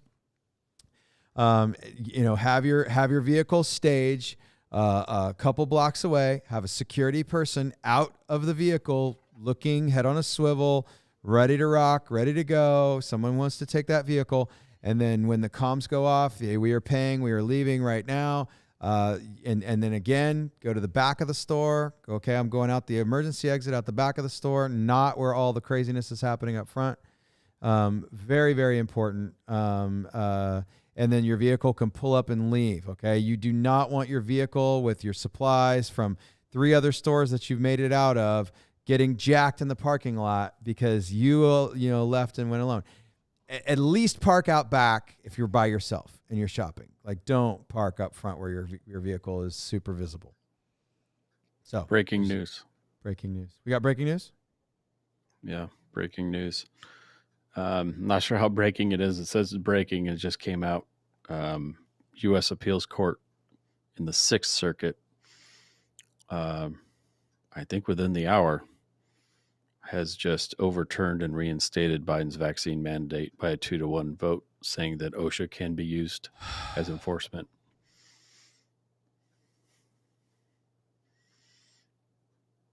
That's hot garbage, y'all. That sucks. Man. So that means it's going to the Supreme Court, folks. We'll see whether or not our somewhat conservative-leaning Supreme Court will actually stand for something this time. They don't typically. So the 5th Circuit suspended it, and the 6th Circuit unsuspended it. Where's the 6th? Is that Southern Court? Is that like Louisiana? No, we're the 9th. We're the 9th Circuit. We are 9th, correct? Yeah, out west. 9th. Yeah. Gosh, anyway, that sucks. Oh, breaking news. Breaking news. Sucky breaking news, guys. That's terrible stuff. All right. Any others? Doesn't affect me. Yeah. Well, okay. I think it could affect us if affects all of us as a country. As a country, it's going to affect us. But anyway, any other alternative locations to thrift stores? You said. I want to make sure these hit the list. Schools. If things have gone so critically sideways that these places, you got to do it really quickly, because those are the FEMA centers within 2 to 3 days. Sure. And they're going to bring all new supplies and everything in. They're not going to trust anything that's there. No. There's going to be a whole bunch of people with a whole bunch of trucks. They're going to show up with all these supplies, and they're going to get distributed through the schools. So if you're going to try to clean out the stuff that's, going bad anyway, you better do it that first night. And I think you said I'm gonna lump these together. So schools, Boys and Girls Churches. Club. A lot of churches have food. Yeah. And they're very easy to break into. Well, that's for sure. Of course, if you're going to go to, certain types of prominent churches, they're not going to have anything there because they're only open on Sunday morning anyway. Yeah, that's exactly right. Yeah. But other churches. Yeah, other churches, and you might want to be You'll careful. know them because they'll have signs on the door that say mask required. Yeah, that's for sure. And their pantries are probably not stocked because they've been closed for 2 years and not actually serving people. But it's hard to say. I would say think out of the box. Food banks. The church has got, depending on the type of church, we're not saying go rob and maim. Yeah, we're not talking pillaging, ruin groups marauding. And pillaging. Yeah, not yet. I mean, maybe at some point, but I think food banks. There's just really a lot of option. places where people gather that are not going to be gathering, and they're all going to be closed, and you're not necessarily decreasing the readiness of another individual at that point. Right. Yeah. So I don't know. Anything state run, I don't know. Coming after you a little harder for that one. Yeah, that's true. You start talking about schools and stuff like that. I mean, that moment better be like there better be like real actual collapse. Like don't take a gamble on that. Like oh, this might. You can always leave an IOU. Put your Biden voting neighbor on there. Yeah, there you go. Yeah. But I think that's a good source of food. So I think that's a good thing to put down. And I appreciate you saying it. It sounds a little weird, guys. And honestly, you're maybe watching this video going, gosh, this sounds horrible. But I'm just going to tell you right now, I want to be ahead of the game as far as the thought experiment goes, because I would just assume go acquire those goods. Why don't you maybe get this stuff now, so you don't need to have this conversation? Well, there's that. But I mean, post collapse situation, I'm happy to go get some of those supplies. There's some things that let's just all be honest. I think that Phil and I will tell you and be really honest with you. There are some things and there is some stuff that's going to get acquired that we can't really talk about. We'd be violating our OPSEC to be able to talk about them. I would just say get really, really creative as far as what you want to be able to, how you want to be able to serve your family, your mutual assistance group, and your community at large. I have some things in place and some people in place that there will be some acquiring that happens if real collapse happens. I'm just going to say it like this. The drug dealers and the bad guys aren't going to get to control the medicine in my town. I'll just say it that way. So I think that says a lot, but yeah, so there you go. There are going to be bad people doing bad things. Yeah. So get ready for that. There's that. If so you're not ready for that, start figuring out where to go. Yep, that's right. So, all right, now let's move on from. So you've gotten your supplies. You did your supply run. Here's your list. And you got as much of this stuff as you possibly could. You're at the back of your SUV, the back of your pickup truck, is set, is ready to go, and you get home, and boom, we were at code orange. Now we're at code red. The power is out. You made it home from the store and the power's off and you don't know if it's coming back on again. Let's have a conversation now about, where are you going to find water if you're stuck with city municipal stuff, Phil? What are you going to first for fresh water? First thing you do is fill it. Fill every container that you have, but Right. do it in your bathtub until the pressure's gone. off. Yep. Get everything out of your pipes. Once you're done with the pressure, then get it out of the hot water heater. Don't let it sit in there around the heating elements and all that corrosion, all that bad stuff in there. Yep. The water's going to go bad quickly, so get it out of there and into clean containers, and stabilize it if you can. Iodine, bleach. There's lots of ways to do it. Yep. Let's see. I would be working on setting up some sort of a rain catch immediately. Yep. Even if it's just, hoses or whatever, start catching everything that's coming off your roof. You can filter and purify it. Do filter and purify it. I will say this about the hot water heater. So on the regular basis, drinking water from your hot water heater is not always recommended because there is a lot of sediment and weirdness that can gather in your hot water heater. In an emergency situation, I wouldn't hesitate about it at all. Let me just say this: if you're going to get into your hot water heater for an emergency, turn it off. Yeah, turn it off. Okay. There's the drain. Turn the gas off. Turn the gas off. All that stuff. There's the drain at the bottom. Okay. Yeah. Heads up that most of those drains are plastic. Okay. And I was just changing a water heater a few months ago for a family in our church. I mean, I would never do that because I'm not a licensed plumber, but I was helping someone change a hot water heater for a family in need. And I went to drain the hot water heater. I hooked up the hose and I turned the valve and the entire valve busted off in my hand. It was old and crusty enough that the whole thing just went pooh. Now, thankfully, their hot water heater was in a concrete floor garage. But I would just say that before you pull the trigger and go to turn that drain valve, you have a way to catch it. Have a way to catch it. Yeah, that's a big deal. Yep. So, so just think about that. Many times you can find that those drain valves are stuck. You got to grab them with pliers. As soon as you grab them with pliers, they just break off up inside. And here's the deal. It might sound super gross, but you can even catch the water with a towel and then squeeze the towel into a bucket. Like, it's a thing. You can do that. It's better than not having water. So, that's all you got. If that's all you got, like, and I mean, hey, worst case scenario, you use that bucket to flush the toilet, later, once a day. So anyway, try to stay away from your toilets if at all possible. Yeah. Oh, absolutely. Yes. You should be unless you're on a septic system. Yeah. If you got a septic system, the city's going to start backing up right away. Absolutely.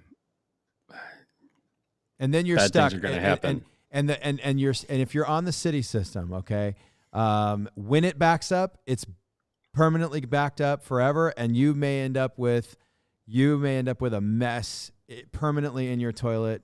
And if you have a basement, I suggest you start blocking off the sewer. Right away. Yeah. You can do some expanding foam or something like that to really start thinking about something. So anyway, and then ultimately, hopefully, you have acquired some kind of water filtration system. Which is not to say just go outside and start using the outside. You need to set up a latrine system. Right. Disposing of waste is really important. Oh, that's so how important. Whole countries get really, really sick. Yeah, it's an important topic. It's not hard. It's not difficult to pull these things off. So do a little bit of research ahead of time. Have a plan. Have some digging tools, and the crib system is still used heavily in Alaska. You can convert your city sewer to a homemade septic system pretty. I'm not going to say easily or quickly, but it can be done in a day. It can be done in a day. Yep. You can if you got a lot of time on your hands and you're out there, you can dig yourself a pretty solid lagoon. And lagoons will actually cover over with algae, and they'll seal in the smell. My family, both my dad and my sister, their system is a lagoon system. They're typically engineered, but I mean, a large hole full of water is not a bad system. You're not going to be able to consult the internet at that point. So if nothing else, buy some books. Yep, buy some books.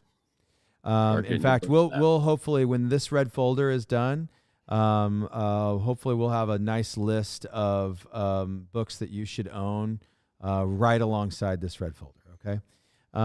Sure. So waste disposal plan for your area. Freshwater. We're rain catching. Rain catching. Oh, thank you. Thank you for saying that again. Rain catchment. Don't forget about the neighbor's hot water heater. Yeah, that's true. Especially if they're not home or they have Biden-Harris stickers. Okay. So after water and after food, let's talk a little bit about prepping the home for security. Now, Phil and I are not dog. Yeah, that's great. Take all the neighborhood dogs, just start feeding them, and letting them sleep in your house. There you go. That sounds like a great idea. Now there's guys, we're just gonna be real about this. If you're watching this on the playback, you found this video on YouTube. Listen, we're not going to give you all of the plans that we have. We're not going to tell you about all of the stuff that we've got going on. We can't violate our own OPSEC. Please understand that. But we can give you some general stuff. Okay, so like for me, I would say generally speaking, having some black plastic up for your windows at night that you can drop down like a curtain and maybe stick to the wall with some thumbtacks to provide some light discipline, rather than exposing to the world that you have candles or you have flashlights or you have batteries. I think that's probably a really good idea at night. Make your house look as dark as possible. Is a big deal. I would say that the two for me, and maybe Phil would correct me, I would say that two of the primary things for home security are going to be light and sound discipline. You need to pull off the looking very Mad Max Thunderdome style. You need to pull that off that everybody is scared to death to go near your house. Right. Or you need to convince people that you don't really have anything and you're not worth the time or the trouble, right? It doesn't look easy to get in there. It doesn't look like they have anything. There may not even be anybody there. One of two ways. You can't do both. I would have a thing of red or orange spray paint. I would paint some biohazard symbols on the front of my house. Especially if it's a sickness thing, put on there that you have the sickness. Across my front door, I would say, I would write dysentery, I would write sickness, I would write plague, whatever it is that you want to do. FEMA signals, but yeah. Yeah, there you go. There's a code for that. There is some FEMA code stuff that you might want to take time to look at. And paint all the houses around you too. Yeah, absolutely. If you've got that spray paint, you got your house labeled up, go. If you've got neighbors that you're close with, let them know. Hey, I'm going to mark up my house. We're going to make it look like our whole neighborhood's infected. Infected, quarantine, all that stuff. If it drops the amount of traffic through your neighborhood by 30%, people won't take a chance. They won't. Yeah. Especially the nefarious ones that are just opportunists. Man, they'll go clean out the other places. At least they'll go do that first. Yeah, give you time. Yeah. So Mad Max look. That's the other way. Yeah. It's the make everybody scared to death to go near it. But that takes a lot of prep work. You're not doing it the day of. No, that's exactly right. That's why like my dad's place is not all that horrible. Like my dad's place is pretty Mad Max right now. So, I mean, Well, and again, if you live in a neighborhood where your neighbors are 3 feet from your house, you need to seriously consider whether bugging out is the proper answer for you. Anything right. more than, and which point you're either bugging in or bugging out. You're never waiting to see. Right. If you're going to go, you need to go right away. Correct. And if you're going to stay, you need to reinforce right away. So being indecisive or lukewarm about it is a really bad idea. Yeah. You're going to get everybody killed. If you're going to go, you need to go. You should have already gone. You should be going right now, right? You know what I mean? But if you're gonna go, like let's say you've got a country like a little getaway cabin. You got a little piece of property, storage container on it somewhere.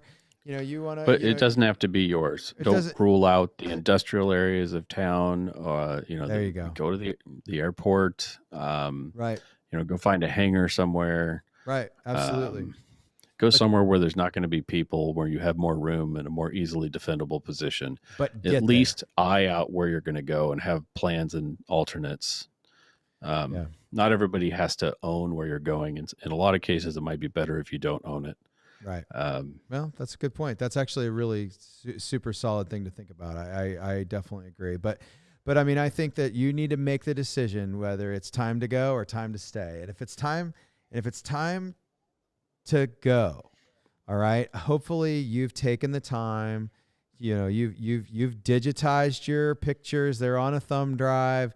You've digitized a picture of the mortgage. You've digitized a picture of the the birth certificates and stuff like that. And you're not trying to pack a bunch of things like photo albums. Like, please don't get sucked into that. Let it all go, guys.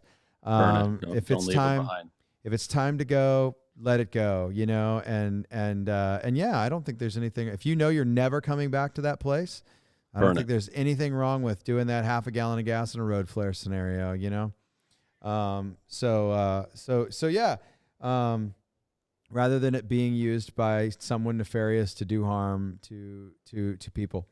I think this is a really great start at the red folder. I've got some headings done that I'll expand on. I'll write some stuff later down the road. If you've got some ideas that you think, gosh, you forgot some really important stuff. I mean, obviously in this security things, I think that some of the basic stuff before you get to modifying your yard is you're going to put on your weapon. And you're not going to take it off. Like every time you have pants on, you have a weapon on. You should be doing that already. You should be doing that already. But like, let's just say that that's not your normal habit. Like it becomes your normal habit at this moment right now. If you don't own a holster for every firearm that you have. Yep. Buy them now. Buy them now. Get you a holster right now. It's winter time. A friend of mine. Go to Uncle Mike's and buy a $20 holster. It's better than nothing. There you go. It is better than nothing. It is. But it's winter time and maybe things are slowing down in Alaska. You might be able to talk my friend into making you a holster. I don't know. You'd have to talk to him about that. But I don't know if PRL is doing holsters yet or not. But you could talk to him. We were 6 months out. And it's probably longer to a year now. You're a year out now. I still owe one to John that was supposed to be done in June, I think. Oh, yeah. And I think there actually is like a axe holster that's done. Just needs to get mailed to me. But, whatever. But no, I mean, obviously staging some, we're going to call them tools, staging some tools around your home. To be accessible where you might be needing to defend yourself. You can wear a small tool on your hip all the time. It might be a little harder to butcher a pig with a larger tool, hanging off. This is my small one. There you go. Nice. Let's see the small one. I didn't see it. I'm on a different screen. Show me. Oh yeah. Ooh, we're not even in the bunker tonight, guys. He's showing off the good stuff. We're pre-bunkering. It's just an everyday carry, small pistol. There you go. If you're not wearing one every day, everywhere you go, you should be. You should be. That's exactly right. And I have friends that would maintain that you should be wearing two. So I can't get in my pocket. Yeah, there you go. I need to get better at that. But no, listen, guys. John, gold star tonight, buddy. Thank you for your input. I really feel like you kind of pushed this document along. Phil, thank you for your input. You guys don't know yet, but you're contributing to a gift that I want to give to people, and it will also be given to our Patreon members when this document is complete. We'll get that out there. We've been live for 2 hours and 15 minutes at this point, and I don't know, Phil, are we going to the bunker tonight? Can you make it happen with your current camera setup, or we'll find a way. We'll find a way. We may not record it, but we'll be in there. Okay. I'm in there now. Okay. I'm in the green room. I'll be there in a minute. So listen, guys, it's not too late. You can join Patreon, hang out with us. Come hang out in the bunker in Discord. We'll get you all signed up. If you're having trouble, Discord is a little confusing to get involved in. But if you're having trouble, private message one of us and we'll help you get in. That's an important thing. It's a good stuff. So, wait, hold on. I thought I saw breaking news, but I didn't. All right, you guys, we love you, and we hope you're getting ready because things are getting crazy out there. And if you have any questions, hit us up. Write questions in here. We see the questions pop up. We see the comments pop up. It's a big deal. If you're traveling for Christmas, have a plan. Have a plan. Maybe if you're going to be further than you want to walk home, then wherever you're going is where you're going. That's right. Strongly consider whether you should be getting onto an airline and flying cross country to visit family these days. I know that I would not do that. I personally would not get on an airline to travel across multiple states right now. Right. You need to consider during the Christmas season. We're not going to be live next week. I don't think we're even we'll see if we get something pre-recorded, but probably not at this point. I'm headed out of town soon. But for the holidays, people get nutty and stupid for the holidays. And the other thing too is we talked a little bit about people who've been through traumas and whatever. They take holidays very hard. So don't forget to call them. And, if you be patient, holidays are hard for veterans and a lot of people, anybody who's experienced loss. So in your community, somebody lost their mom, sibling, wife, or whatever this year. First holiday is tough. And it doesn't stop the first year. It lasts for years. So be sensitive to that sort of stuff, right? Yeah, absolutely. Love on people. Let's not be assholes. Yeah. By just not thinking. Yeah, absolutely. Don't expect that everybody's, just full of the happy, joy Christmas stuff. Some people are really struggling right now. Some people have the hardest memories of their lives. Some of the most abuse they've ever been through has happened around the holiday season, and holidays can be really, really tough on folks. I would just say this week, if you've made it this far into the video, I think you guys truly care about what we care about. And I would just say, please, please, please, don't forget to pray for our service men and women who are deployed and overseas. And there's a lot of people going overseas right now. A lot of people going overseas right now. We got a huge buildup happening in Europe, and other places too, but primarily Europe. But please pray for our men and women who are out there, not with their families. I got to tell you, one of the biggest joys of my life I've ever had was just a couple Friday nights ago, or a couple Saturday nights ago. I got to dress up like Santa Claus for the first time ever. I got to go give toys to kids whose dads or moms were some of them were deployed and gone for the holiday season. Gosh, man, I'll tell you right now, that wrecked my world. I was like trying to be like happy Santa and not like get emotional. So but I mean, I did. Evidently, I develop a Russian accent when I become Santa Claus. I don't know what that's about. That outfit looked a little Russian to me. But yeah. Well, I went with the kind of the more swirly, kind of European Santa Claus. But anyway, and then also the folks that go to work on Christmas, our blue line folks, our red line folks, our fire and our rescue, our dispatchers, and our law enforcement. Please be praying for them through the holiday season. People lose their damn minds this time of year, and they face the craziest calls, the craziest domestic violence, the craziest fires, all of that stuff, drinking, all of the DUIs.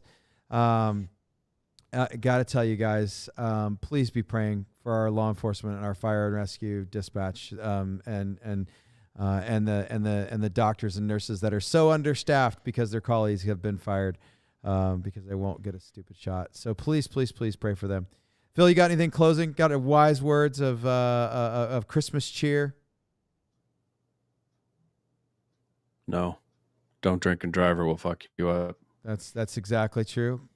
I'm gonna get real pastoral for just anybody who might be watching this. Don't forget that the creator of the universe showed up to the poorest of the poor, and then he tore open the sky and sent angels to the shepherds, the farm workers, the lowest of the low, and said, "Behold, I bring you good news for all the people." That means the gospel is for you. You are you can turn and face and call upon Jesus right now, because he didn't stay a baby. He grew up and he saved the world.